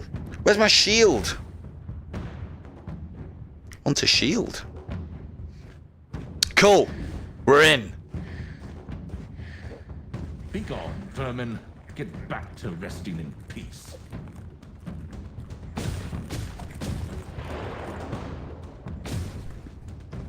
Well, it's not Bone Labs for the grab mechanic, but hold grip, press the button.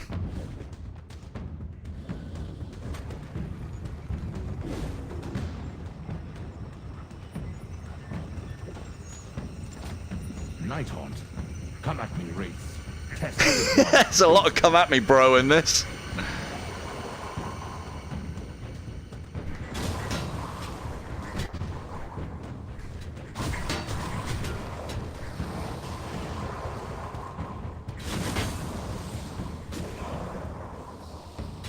Okay, combat's relatively intuitive. Yeah, that's what we look like, the big gold blob.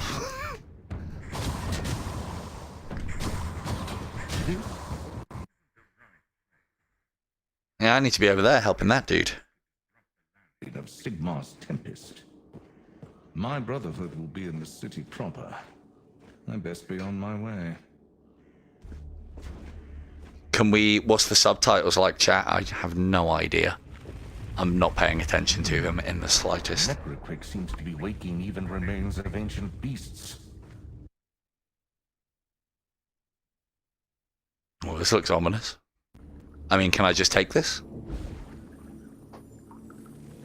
Ha! Joke's on you, it's my rock now.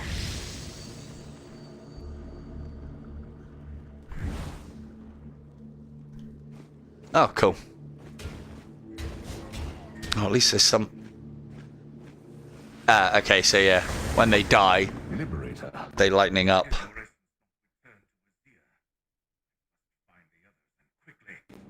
But apparently not that one. This should get me across, if I hold on to it. Oh, come on. Do they not have zip lines in these days? Oh, you're going to make me do this manually. Okay. Whatever you do, don't look down. Not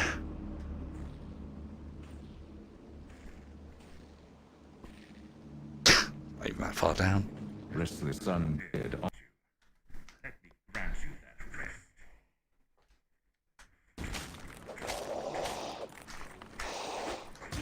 Ow.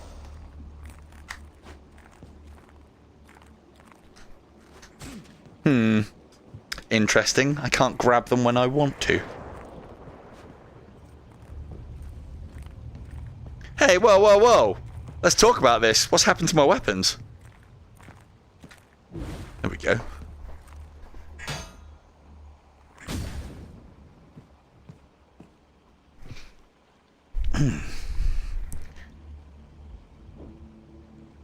So, the one thing that I will say about this is I'm very tall. I mean, I'm 6 foot in real life, but this game's got me very tall.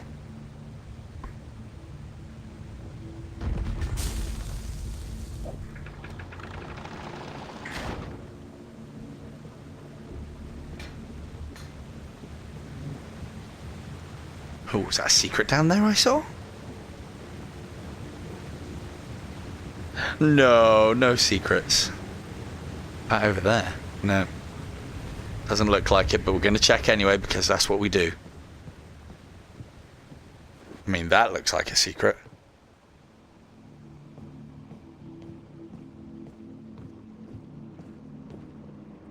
Very linear. What about here? Ooh. What is this? A displaced soul? Let me get a look at you. This is someone's memory. A cruel death in a cruel time. May you find peace. I can't feel my legs. Help! Anybody? Yeah, it's a very linear Skyrim, as in, like, you know, one way on always. I'm hoping it's kind of more like Metro, of the Fallout world.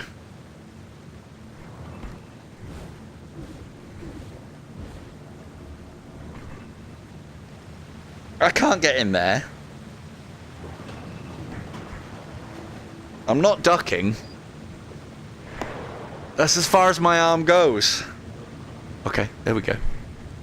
Hey, we're in. It's quite dark ahead. I should take this torch. Yeah, I don't know how much open world there is on this. Probably not a lot. But you know, if there's branching paths and things to explore, I mean, it is a story mode, so.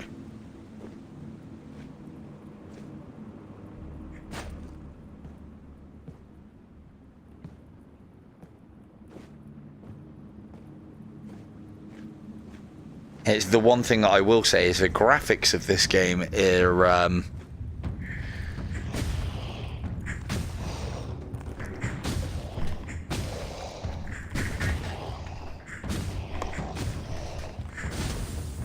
the graphics are functional, I guess. Functional's a word, right?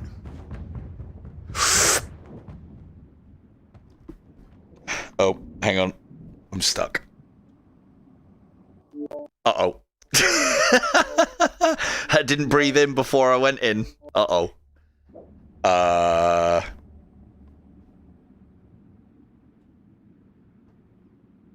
mean, is that the way it was supposed to go? I don't know. I think we might have wedged ourselves. Oops. It's okay. I know a trick.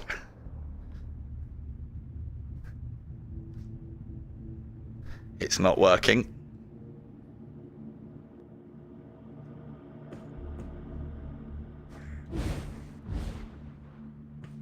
Oh, I see.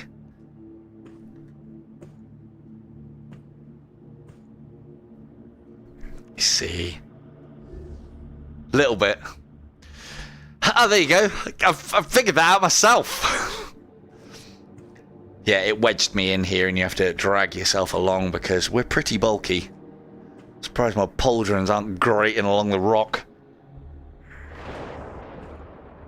But yeah, the Fallout VR thing, I mean, you can do that. You can do that already, the Fallout VR thing, but again, it's not everything that I do on the channel or everything I've done on the channel so far has been Quest 2 only because my PC is not up to it. And to be fair... All will crumble any moment. It might need weaponized encouragement, though. Weaponized encouragement, my kind of talking. Yeah, I try and keep everything to Quest 2 because I figured that's what you guys have, so that's what I should probably be playing. And also my PC is shit. So, there's that. I mean, I know this game looks fucking stunning on PC VR. It's obviously taken a downgrade here. It still looks alright, it's serviceable. I don't think it's as good as IDU, though. There's more to it. Grant me strength. It looks better, but...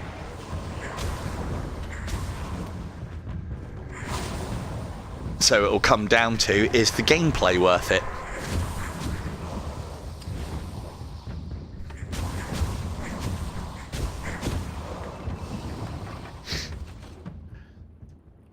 We shall see.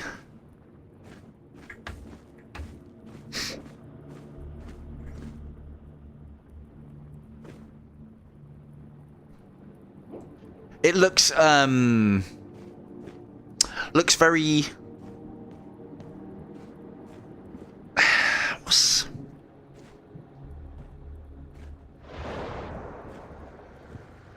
Oh, Terraria VR. Well, you could take the mechanics, I'm sure. Just have to exist. You just have to learn to exist on a 2D plane whilst VRing it.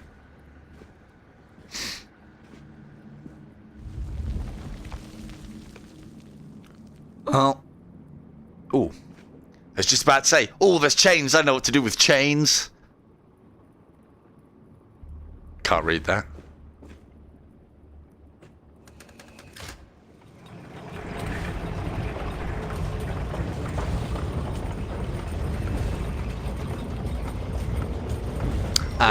Okay, that's... So, because I've got it on grip to hold. Let's have the big staff. No, that gets in the way. Let's have the little staff. That's the left to right one, isn't it? Maybe it only works when... Well, that's definitely climbable. So what down there? Oh. Sorry. Did I ruin the set piece? How to climb.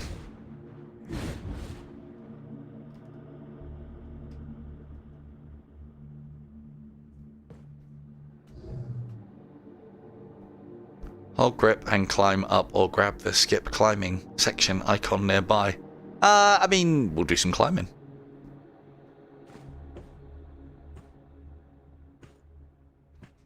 There's a lot of games that feel like they've put climbing in because they feel like they should.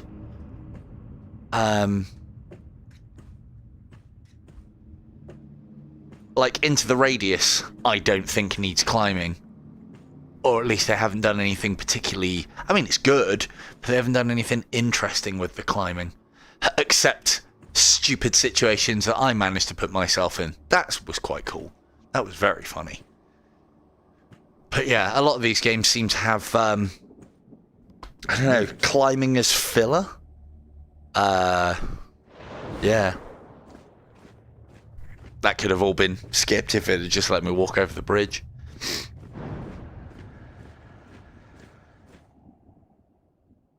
Well, I don't know what that is. Looks a little ominous.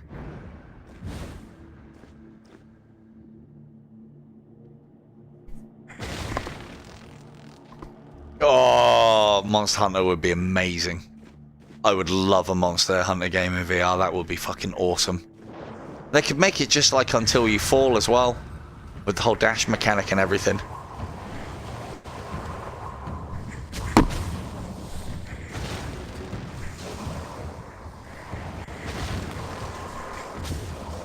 Oh, well, I can just leave that up there and electrocute you guys. That's pretty cool. Well, not forever. Okay. No worries, Andre. Thanks for joining us.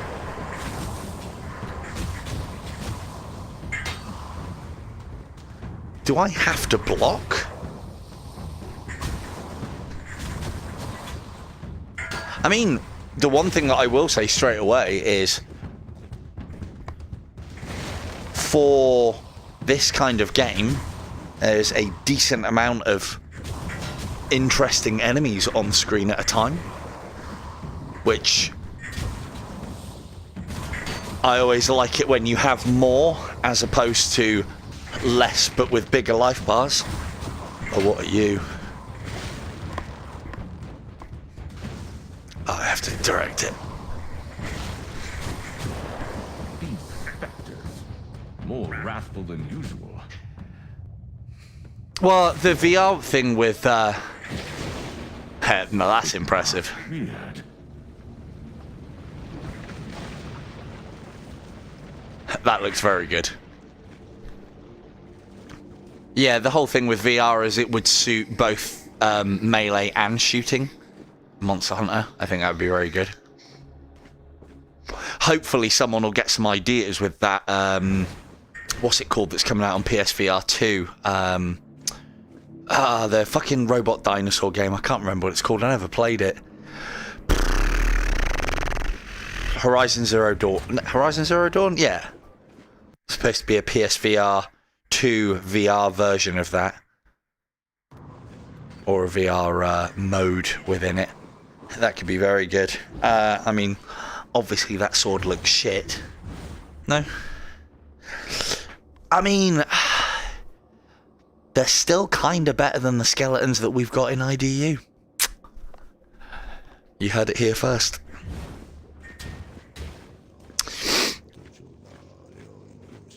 Foul magic and strange night hunt.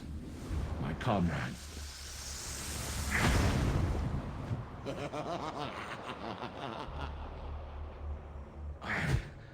I I was too late. By Sigma. Even if I have to walk this wretched realm alone, I will free all of you. Can I have his shield, though? I mean, he's not using it anymore. To the wreckage. The only way is forward. Well, let's go then. Dash isn't very far.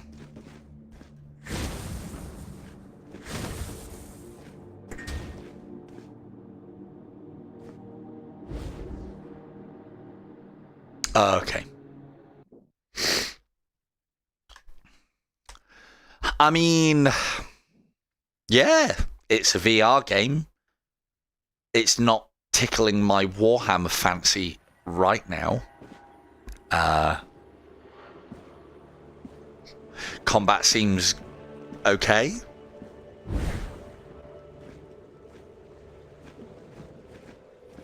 Or classic putting hidden shit behind where you spawn at the start. Bastards.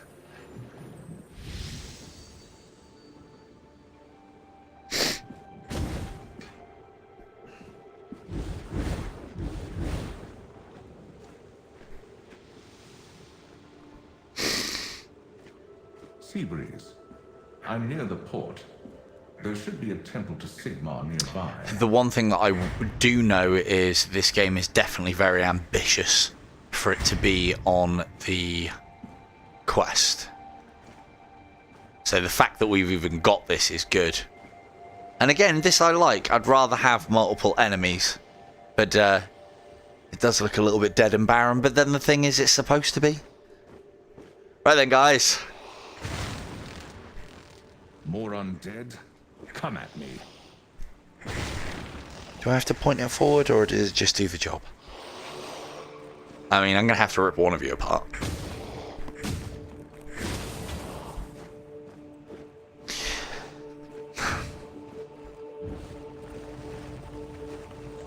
Do I have to block?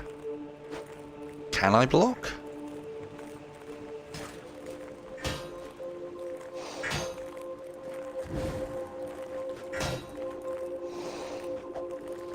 Okay, there's an indicator at least. I got your guy. What you gonna do? Good answer. Oh, he disappeared.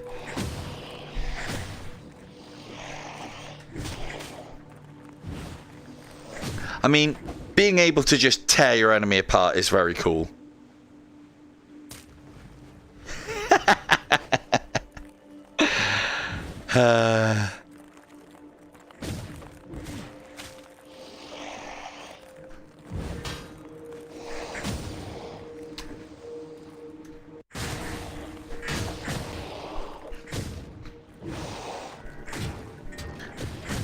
I mean, with the amount of swinging around that I'm doing, you're getting near to until you fall levels of messing about. And then with the fact that there is a mode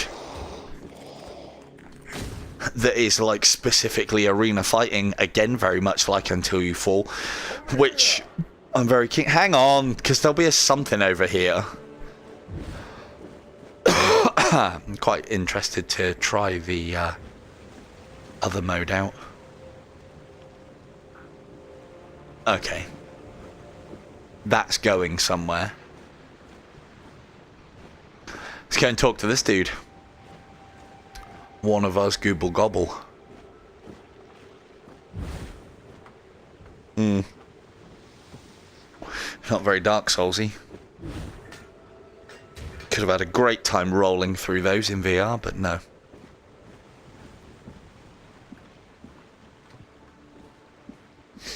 Don't mind me. I'm being nosy.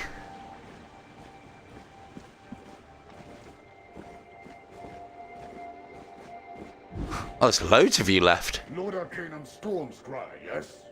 Welcome to Dreadheim, my lord. Baelzir, am I glad to see you. Was it you causing the blast out there? Is anyone... They have fallen to the very magic we were sent to put an end to. I have never witnessed a spell so revolting. Our comrades' souls were taken. and I was too late to stop the wizard responsible.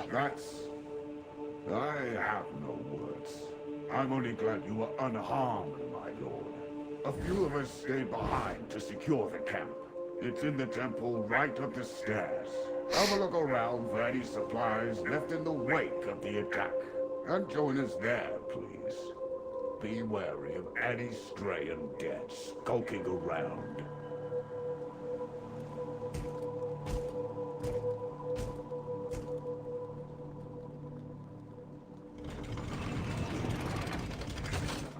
So, gentlemen, I'm now in fucking command. See, this guy was just a temp. Let's have a look at you. Hail, Lord Arcana! Don't stick your fingers too far up my asshole. Look, these are weapons of war. Stop banging your shit against them. You'll break them. Yeah, he's definitely fired. That was very janky. Sequesters, liberators. Now, there seems to be a problem here, ladies and gentlemen. And I do say ladies, because that is definitely a cuirass with features. So's that one. Now, I've been trying to get my hands on a shield. I'd really like a shield. Because it's just 2 swords or a sword and an axe, but a sword and a staff, come on now. Someone can point me in the direction of a shield. Could I have one of yours? We'll talk about it later. Anyway, let's crack on. Oh, there's more. Oh. Well, that looks very Monster Hunter. There you go, Knob. How do we get our hands on one of those? Fuck the shield. I'll take 2 of them.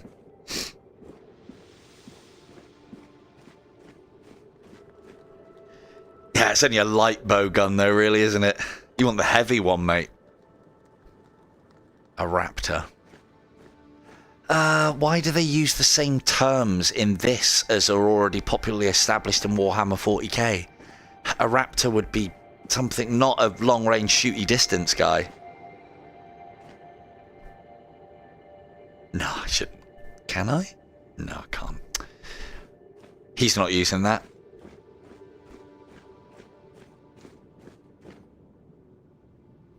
Look, over there. Fuck. Someone just give me a shield. You guys are cool. Well, in a kind of very blocky, Warhammery, Space Marine kind of way.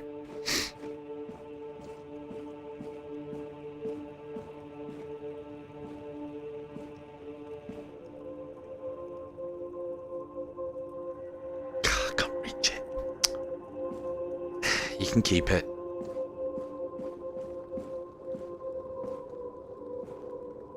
I like the particle effects. All the little dust moots. They look very good.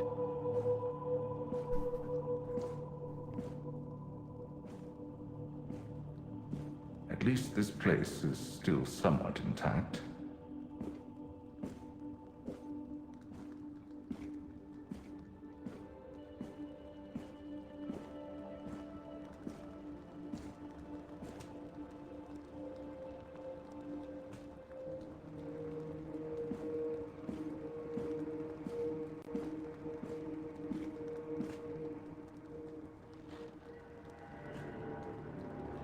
Hello, Zog. No worries, dude. We've already done the IDU bit. You missed it. We've also played some Until You Fall, and now we're on whatever the fuck this is. Oh, this is Warhammer Age of Sigmar, which I picked up. Cavalry has arrived. Well met, warriors. I hope you didn't need me. I'm not cavalry. Cavalry is late. What? This city is barely standing. Do you even know what cavalry is? We're still standing, aren't we? That's a good start. No, using Hey, the Lord metaphor. Arcanum. Probably not. More skulls for us to crush. I am Balta Sunsight, Vanguard Raptor, at your service. Forgotten your name already. What about who's next? Panteria Mithras, Liberator, at your service, Lord Arcanum.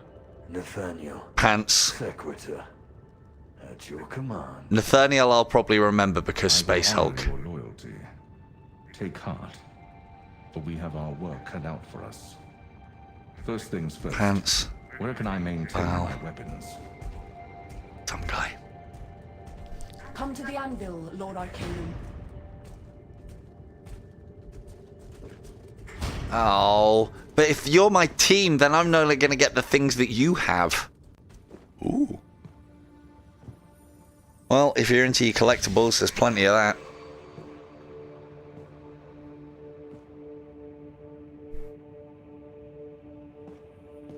The blacksmith's tools are all here.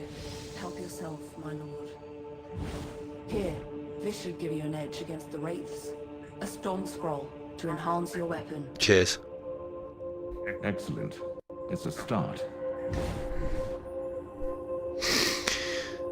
So... No. So there's an upgrading system, which adds additional moves to your sword? Or... your stave? But I don't think we're going to have enough of anything to do anything. Level 1 weapon required. Nope. Unlocks a spell. Okay. Oh! Oh! Thank you. Thank you. Thank you. Okay, maybe I can now. I want to upgrade the sword, because that seems to be what I'm going to be using.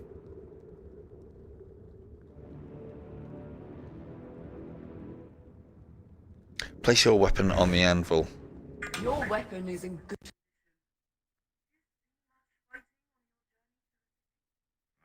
Say one thing for night haunts. Deadly though they are, I do not miss wiping blood and viscera from my blade. There is a bright side, even in this grim time, That's then. the best bit.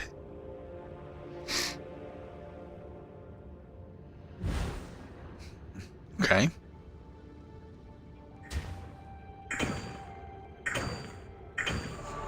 Whack-a-mole! I've played games like you before, so that's now upgraded.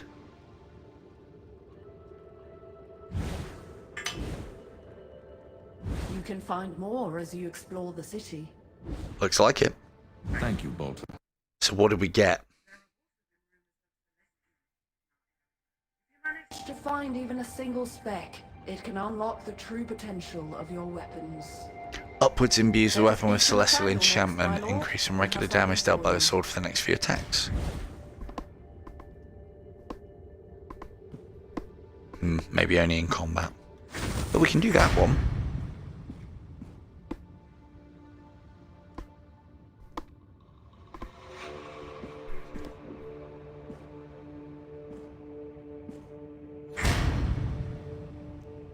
Sorry lads, I wasn't listening.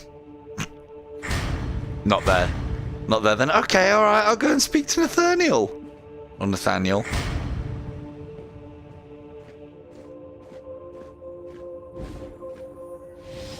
My lord, Nathaniel, as a master of the arcane, you should always carry a spirit flask. Take one of these. What are you talking about? I've already got one. I know this is a measure of last resort. It provides me with possibilities. Hello, Kicking. You need to fill them with mortal souls in the city before use. And use them wisely. Aren't we supposed to be the good guys, though? Thank you, Nathaniel. Speak to Panterea near the war table. You need to take care of something. She'll tell you more. Well, I suppose at least it makes a swishy noise. Right, where are your pants?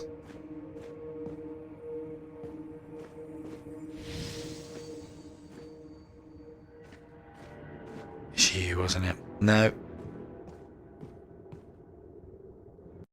Lord Arcanum. Have you scouted the area yet? There wasn't much time.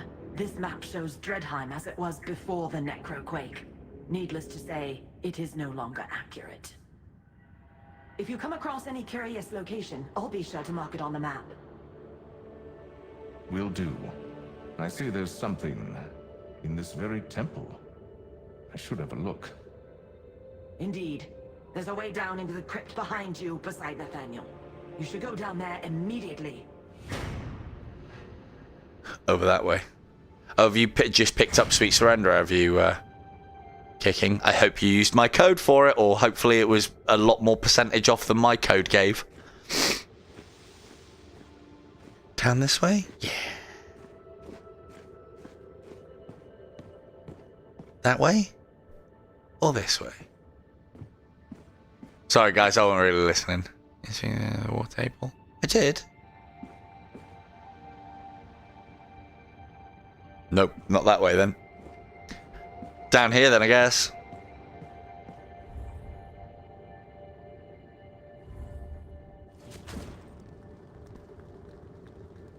Well, that made things easier.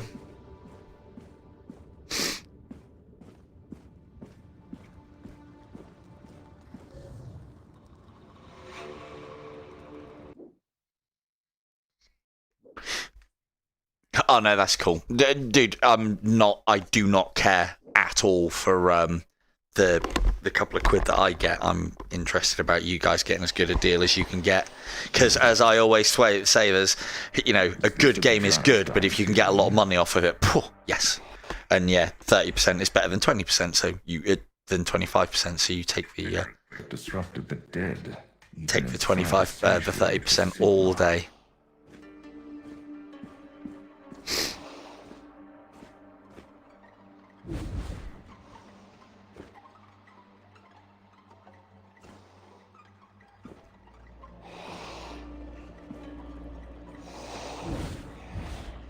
Sigma, grant me strength.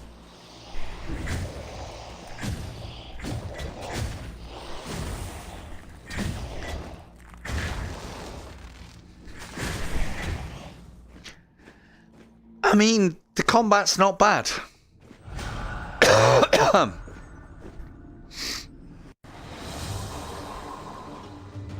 Gonna have to work on that move, or I've looked at it and got the wrong move.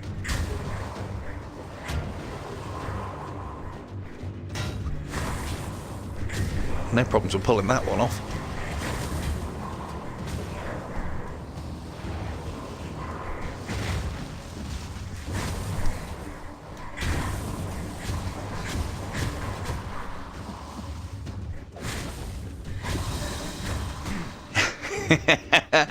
Thanks, dude. Most appreciated. I mean, one thing that I do like already is the music seems suitably epic. Oh, did he just grab me? That was awesome.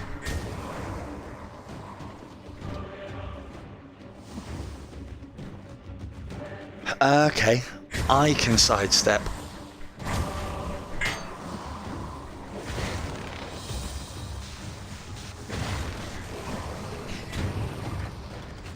No one else recurs the I feel like I should have put it on hardcore. I will.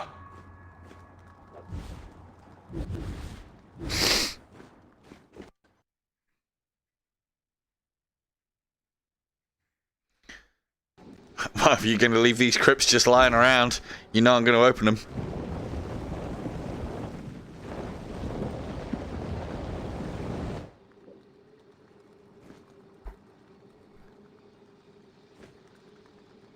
I'm not putting this back. I'm not putting that back. That's somebody else's job. I'm just here for the loot.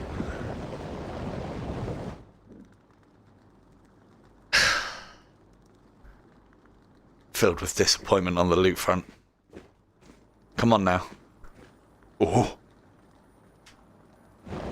I mean, I'd prefer the treasure chest or a bar of gold, but I suppose books are a thing.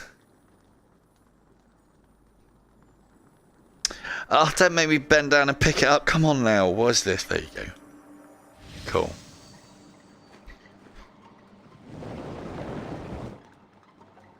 Yep.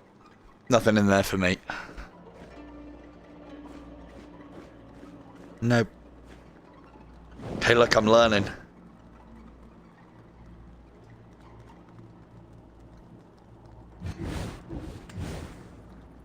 Nope.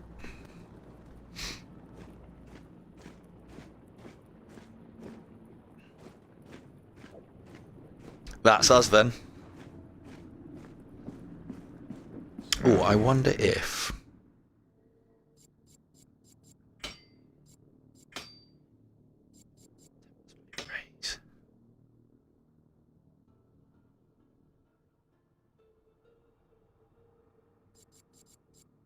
Hmm. That's where the blood came from. It is. Just how deep does the corruption run in this place? It is evolving. Definitely, I'd say.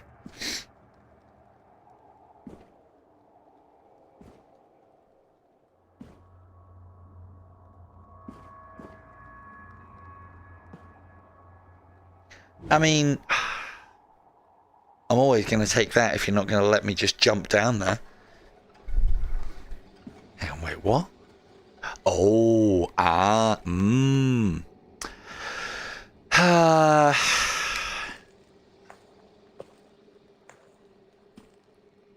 It always worries me when there's too many.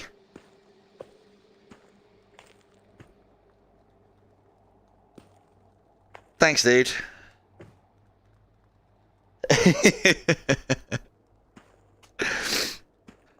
That's the STD. It's well known. It's well documented. It gives the ones that are less witted but feel the need to take the piss an easy option, and I'm all for giving people easy options. Steady now.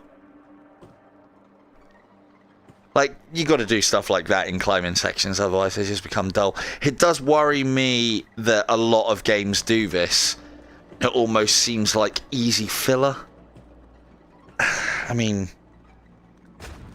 I'm like a fucking 8-foot guy in tons of armor. Yeah, it must be. Very strange. Ooh.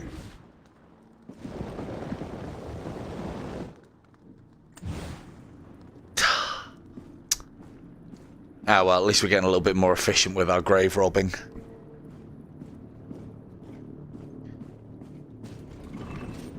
Well, what I'm thinking is I'll get this done, and then we'll have a check, and then I'll go and play something else. Anyone up for a strategy game next? So I'd like to show you guys Starlight Eternal.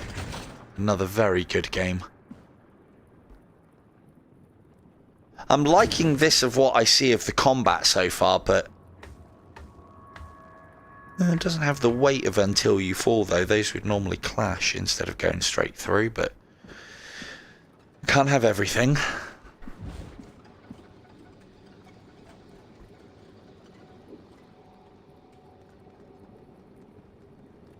No worries, dude. Melloc. No? Oh, okay, well. Obviously, that's a Lord of the Rings thing.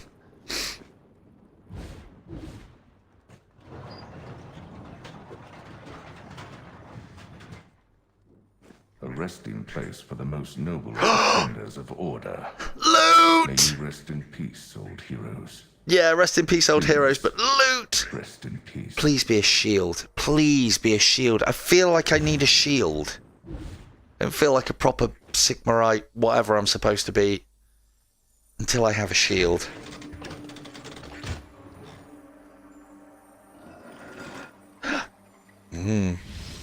Precious, precious rocks. I do like our shiny rocks. These look way too... normally I would be cautious with chests, but these look way too ornate to be mimics. Plus I don't think there's mimics in Warhammer, but... might be wrong. Oh, what's that? Shiny. Ancient scroll of storm magic. I can enhance my weapons with new spells with this. Oh. Fortunate find. We like spells. Hello, gamer. Or coolest. I'll call you coolest instead. Hello, dude.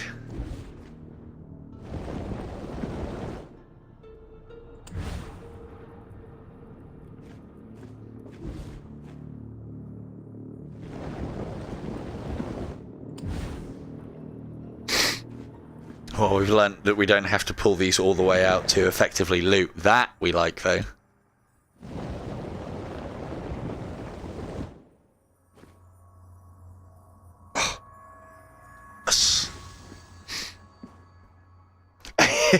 There's some very ornate chests. I wasn't worried about them being mimics. Too ornate for that. Look at that dude. He looks well out of proportion. Looks like Nagash. I know he's pretty big in the old Age of Sigmar. So as I said about this, I'm very much into my Warhammer and my Warhammer 40k. Age of Sigmar I haven't touched yet. I'm kinda hoping I can get into it with this, but it doesn't have the... Oh, we're not done, are we? Doesn't have the lore, and depth that Warhammer's bred over the 20, 30 odd years that it's been out. So this is a new thing, but this is Warhammer Age of Sigmar. I picked it up. I think I got it like 40 or 50% off, and I just felt in a mood to have a look at this game. I was very let down by Warhammer 40k Battle Sisters when it first came out, and yeah, I gave up on Battle Sister as well, but I think I made the mistake of getting it when it first came out. Apparently it's a lot better now, and it does have a cooperative mode in it also, or a cooperative horde mode, not the campaign, which is a bit shit. I played it and I was like, this doesn't feel like a bolt gun, or this doesn't have the meat and 2 veg behind it that a good bolt gun should have. And I don't know, it just felt very generic. So yeah, I wasn't impressed with Battle Sister at all.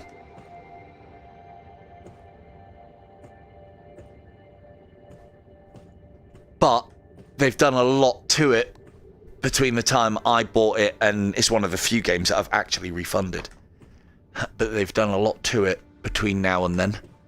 So if the price is right on it, or there was a reason to go and play it, like some of you guys played it or whatnot, I'd definitely do that. But that's about it. Well, I'm home. No serenade, no trumpeting. I feel like we should have a trumpeter class. I'm not doing it. She can do it.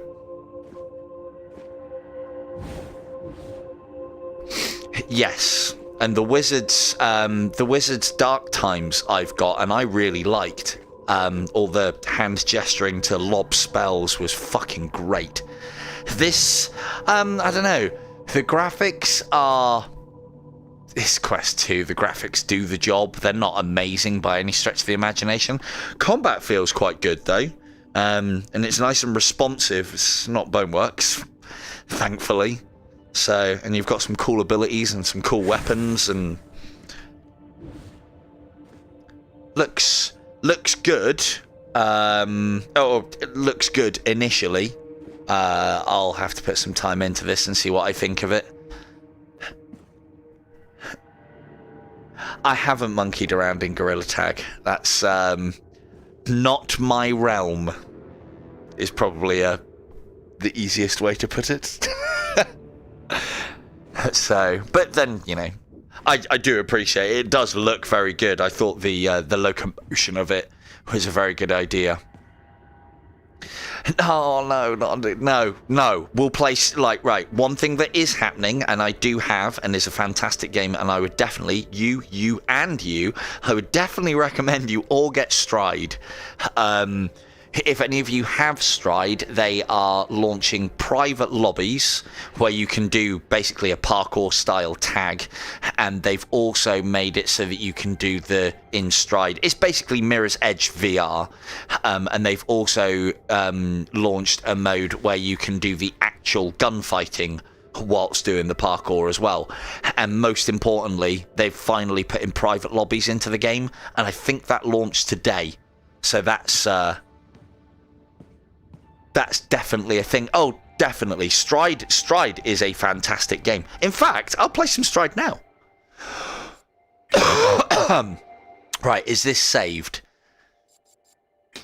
So what the purpose of this stream is today, as I said, is I'm going to do a little bit of a few things and see what people chat to me about in the future. Okay, well, let's go and have a look at Stride, because I have Stride and I very much enjoy Stride, and we haven't got a lot of battery left though, so. But yeah, let's go and have a look at Stride if I don't need to update it. So I've shown off the minigun on Compound. We've played a little bit of Until You Fall. We've played a little bit of Age of Sigmar. We've had a little look at the tournament, and I'll probably set up a stream on Saturday after I've had a play with the tournament to refine what I've been showing you guys as far as tournament techniques and tactics. Sariento will do another day then in that case. I need a bit more practice on that before I start trying to show it off again. That's the one that I want to have a look at. I think you'll really like that, Norb. I know you like your strategy. Where is Stride? Yeah, Wizards Dark Time, fantastic. That is supposed to be getting a multiplayer cooperative. That's why I bought it. Gesture-based multiplayer cooperative just screams VR faffing to me. It will be so funny. But yeah. Let's have a... So, right, that's saved. Cool. Let's go and have a look at Stride. I do like Stride. I haven't played this for quite some time, actually.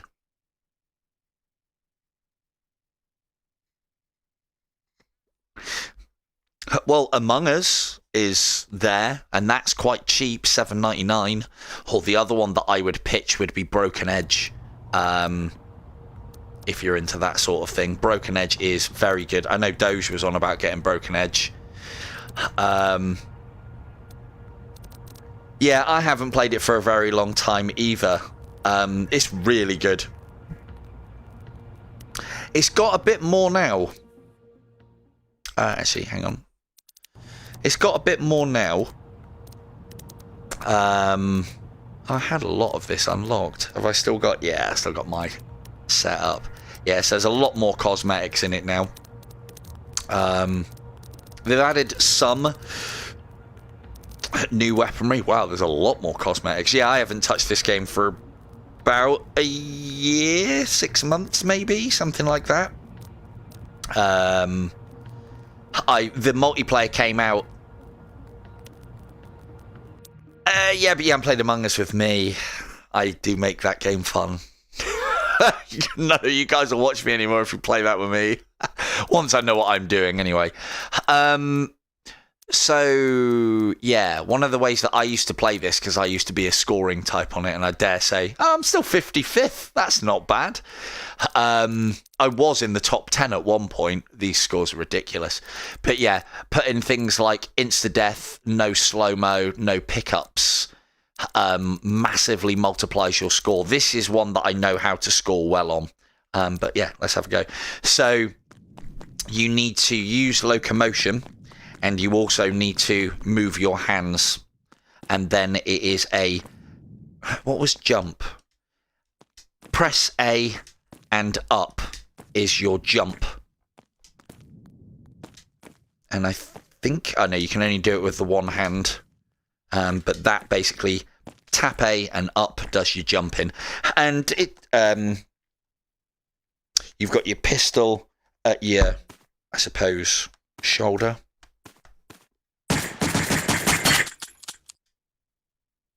Can't remember how. Do you have to reload properly?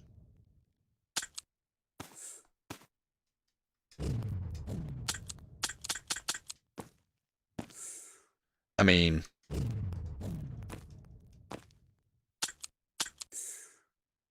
Well, that's going to be a problem if I don't...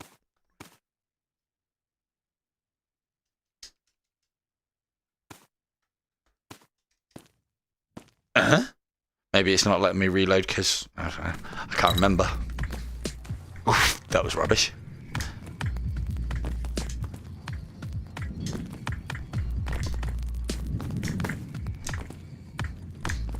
So the whole point of this mode is endless, in that you outrun that's coming in behind you.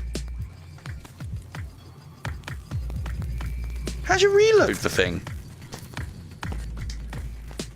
Oh, it might just be up and down. I think you're right, actually.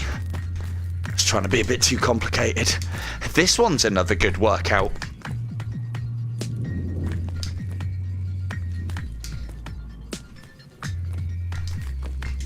Very good. You can get a very good flow going in this game. What's that? I thought I had all the power-ups off. Is that energy? Oh yeah, it's just down. So this is something they've added, having to shoot things before you can go through.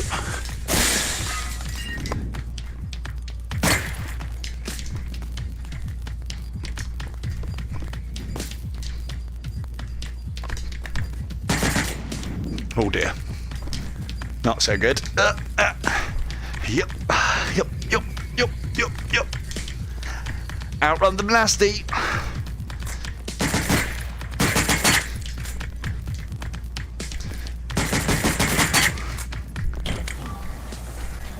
It's almost like I knew that was coming. One of the things I always liked.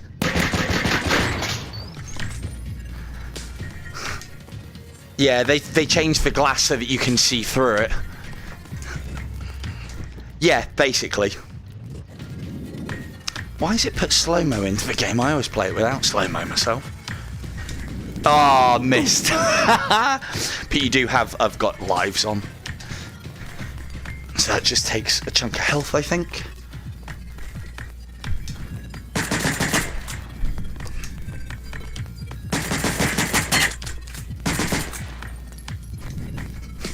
Ah, missed. Come on now, slide.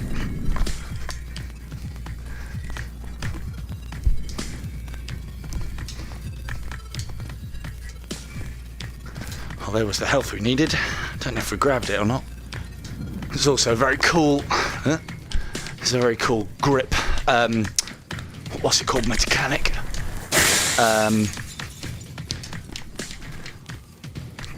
Like a rappel shot. Repel, what's the word I'm looking for? Fucking grapple gun thing on this, on both hands I think you can do it on.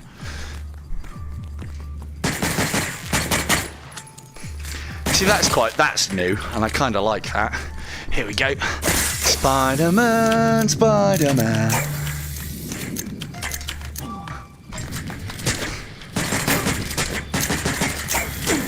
See you later, dude. Yeah. And then enemies came. Let's go a little bit harder so that happens sooner, so I can get into it easier. Insta-death. Why is that?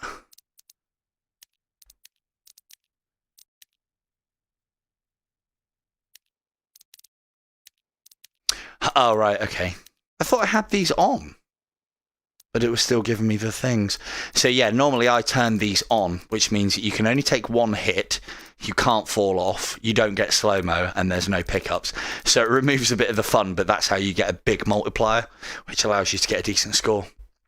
Let's start from medium and see how we go. Probably die instantly. One of the things I always liked about this game was the wall running. Feels good.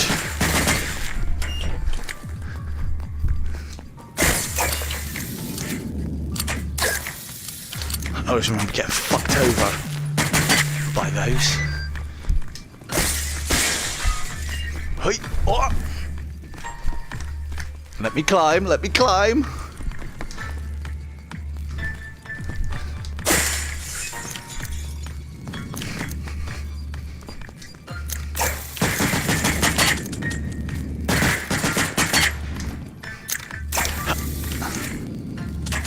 Yes.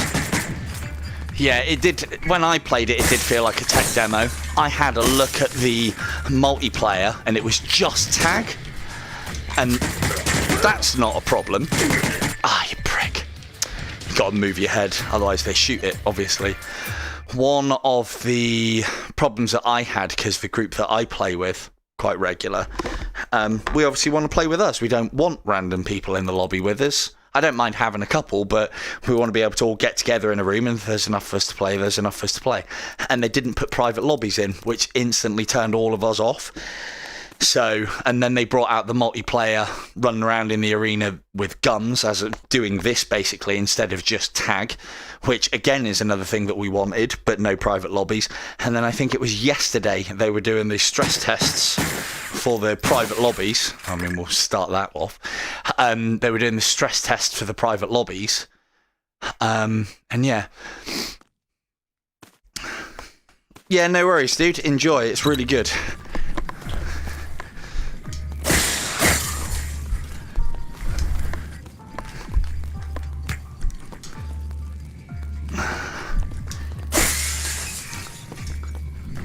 Oh, I didn't think I was going to be going for this much of a workout. There.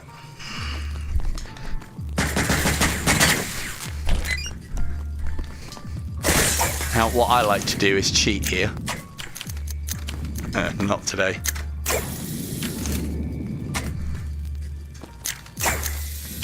Or not cheat, but find an alternate route.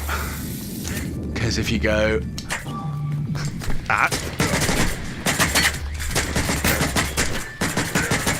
I'm so off of target.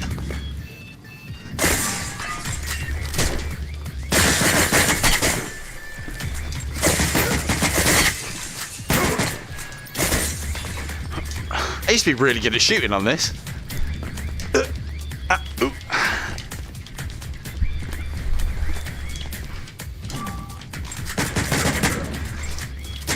Oh, not that way. Uh-oh.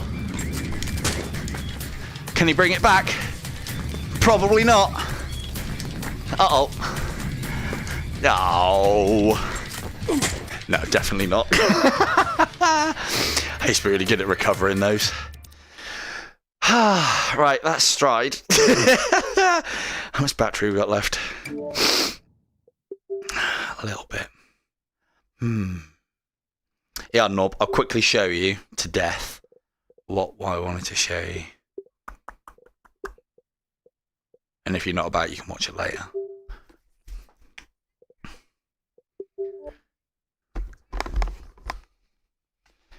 Yeah. Yeah, Stride, they've definitely done a lot with Stride. They've added a lot to it. The little arena mode that was in it where you just run around an arena doing missions has gone through quite a lot of stages of upgrade, in that a lot has been done so that you can now like enter most of the buildings that are in the arena mode, and it just makes it a lot more parkoury, Mirror's Edgy. So now this one is kinda, well, yeah, it is a real-time strategy game. Skip the intro. This one's a real-time strategy game, and it's actually one of my favourite kinds of strategy games. Not necessarily real-time. I'm not usually a fan, but this one's got a lot of slow motion. Not much. I have got... Oh, breath. Oh, no, I've got loads of breath left. I'm fine. At least this one isn't quite as taxing. Battery life, I have got a lot of that left. So, yeah. This one is... So this one's got your story mode and a skirmish mode, which are good, because you can learn how to play the game through the story mode, and then you can play it in the skirmish mode. But games that do that, you know, the story mode is kind of like roguelite, multiple choice, upgrading your fleet as you go along, buying new ships, buying new weaponry, finding stuff, doing stuff, and also allegiances with the different races that are out there. The endless mode is what brought me back to this. It is fantastic. So let's do a little bit of this. Headset's about to go. I'll pop it on medium.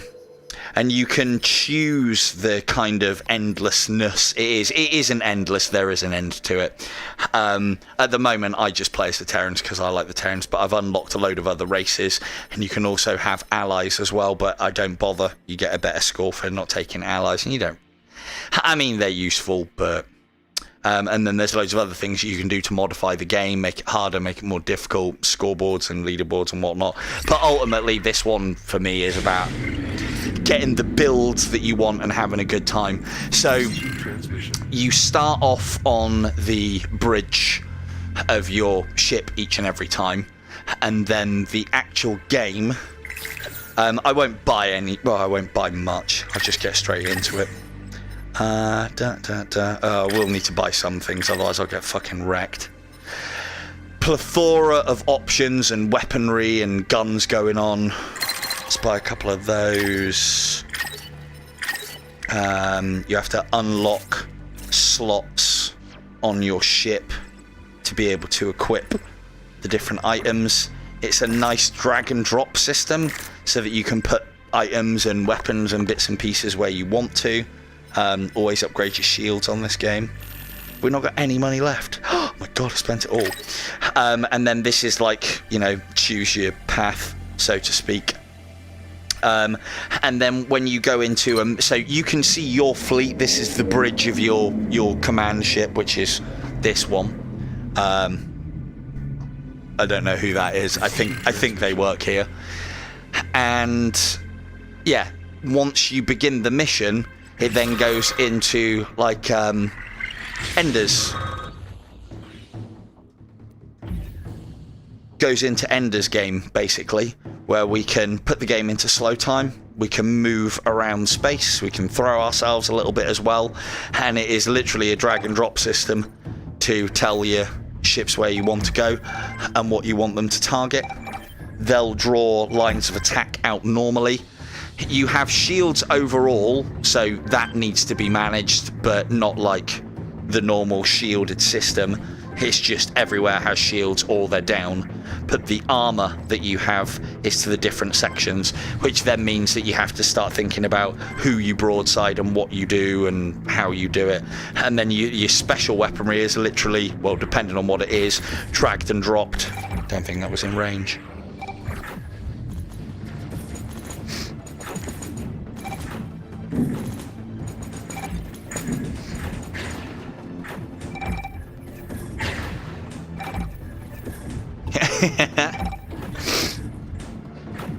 The maneuverability of my ship is not great at the moment, and they're trying to maneuver to the side that I don't have weaponry on, which is very smart on their part. But it didn't work out so well for this guy. And then you've got various pickups that you can get during the during the levels, and hidden stuff as well. That's your mission. You then gain credits. You can also gain weaponry and items within this mode as well. And then there's the little things like there's gas clouds. If you go into this, you get cloaked for 15 seconds, which you can then make use of. You can attack them, they can't attack you because you disappear off their sensors. But there's also, as the game expands, there's a lot of tactical nuances to it, and it isn't just about you and your ship. You can have an absolute fleet. You can also get fighter support with it as well, which, unless you're making a fighter support kind of build, isn't great. The fighters in this game, or I don't think they are. There's something you spend your money on when you haven't got anything to spend money on, or anything left to spend money on. Always go shields, because repairs cost. Oh, we haven't got enough. Just prepare what you can. And then, you know, like any good sort of like... oh, can we buy them? No, we can't. Like any good... it's very... I've never played Faster Than Light, but it's very Faster Than Light in that you manage your ship between levels and take a new level. We have to get from here to the center. There's bosses in between. There's lots of battles in between. Everything gets bad. And there's also then choices within the choices. Like if we go here, we might get a repair store. A repair and a store that we can go and spend our money at, but we might alert enemies, which then makes the next jump harder, or can turn this into an ambush scenario, and so on and so forth. And it's yeah, it's just a very nice...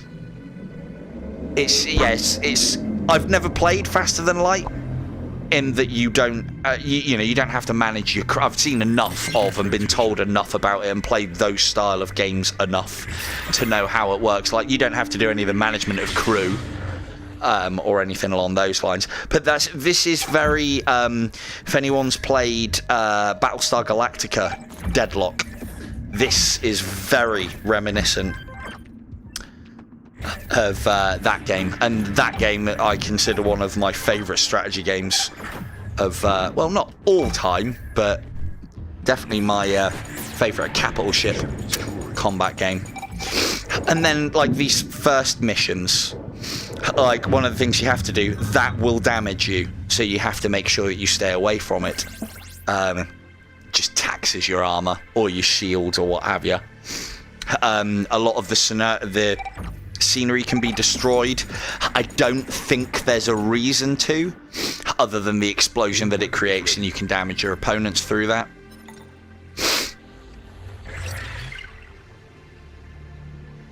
Yeah, so this is real time, as like Faster Than Light. This is real time, but you can put the game into, yeah, basically you have slow motion. The mods for each weapon slot, and it gives the arcs as you point over them, which I always like. It's a nice touch. Let's put that on that side, and let's put the range mod on that. And then you get different mods that then give you a modifier for the weapon, so range, damage. And then the other cool thing as well, which I've had to start using now, but I've never really had to use in the main game because it's never been called for, is you can target subsystems, which I always think is a good thing. Can we repair? No, of course we can't repair. We can repair a little bit.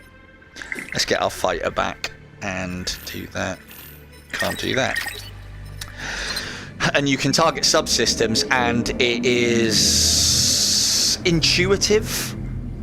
You basically, well, I'll show you.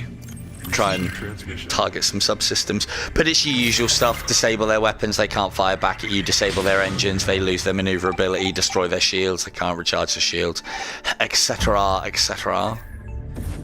But what you do is you would target the enemy, put it into slow time, target the enemy, and then you zoom it in and tap A on them, and then you can see the different subsystems that you can target. And then you could, say for instance, we'll go after this guy's tiny pathetic shields.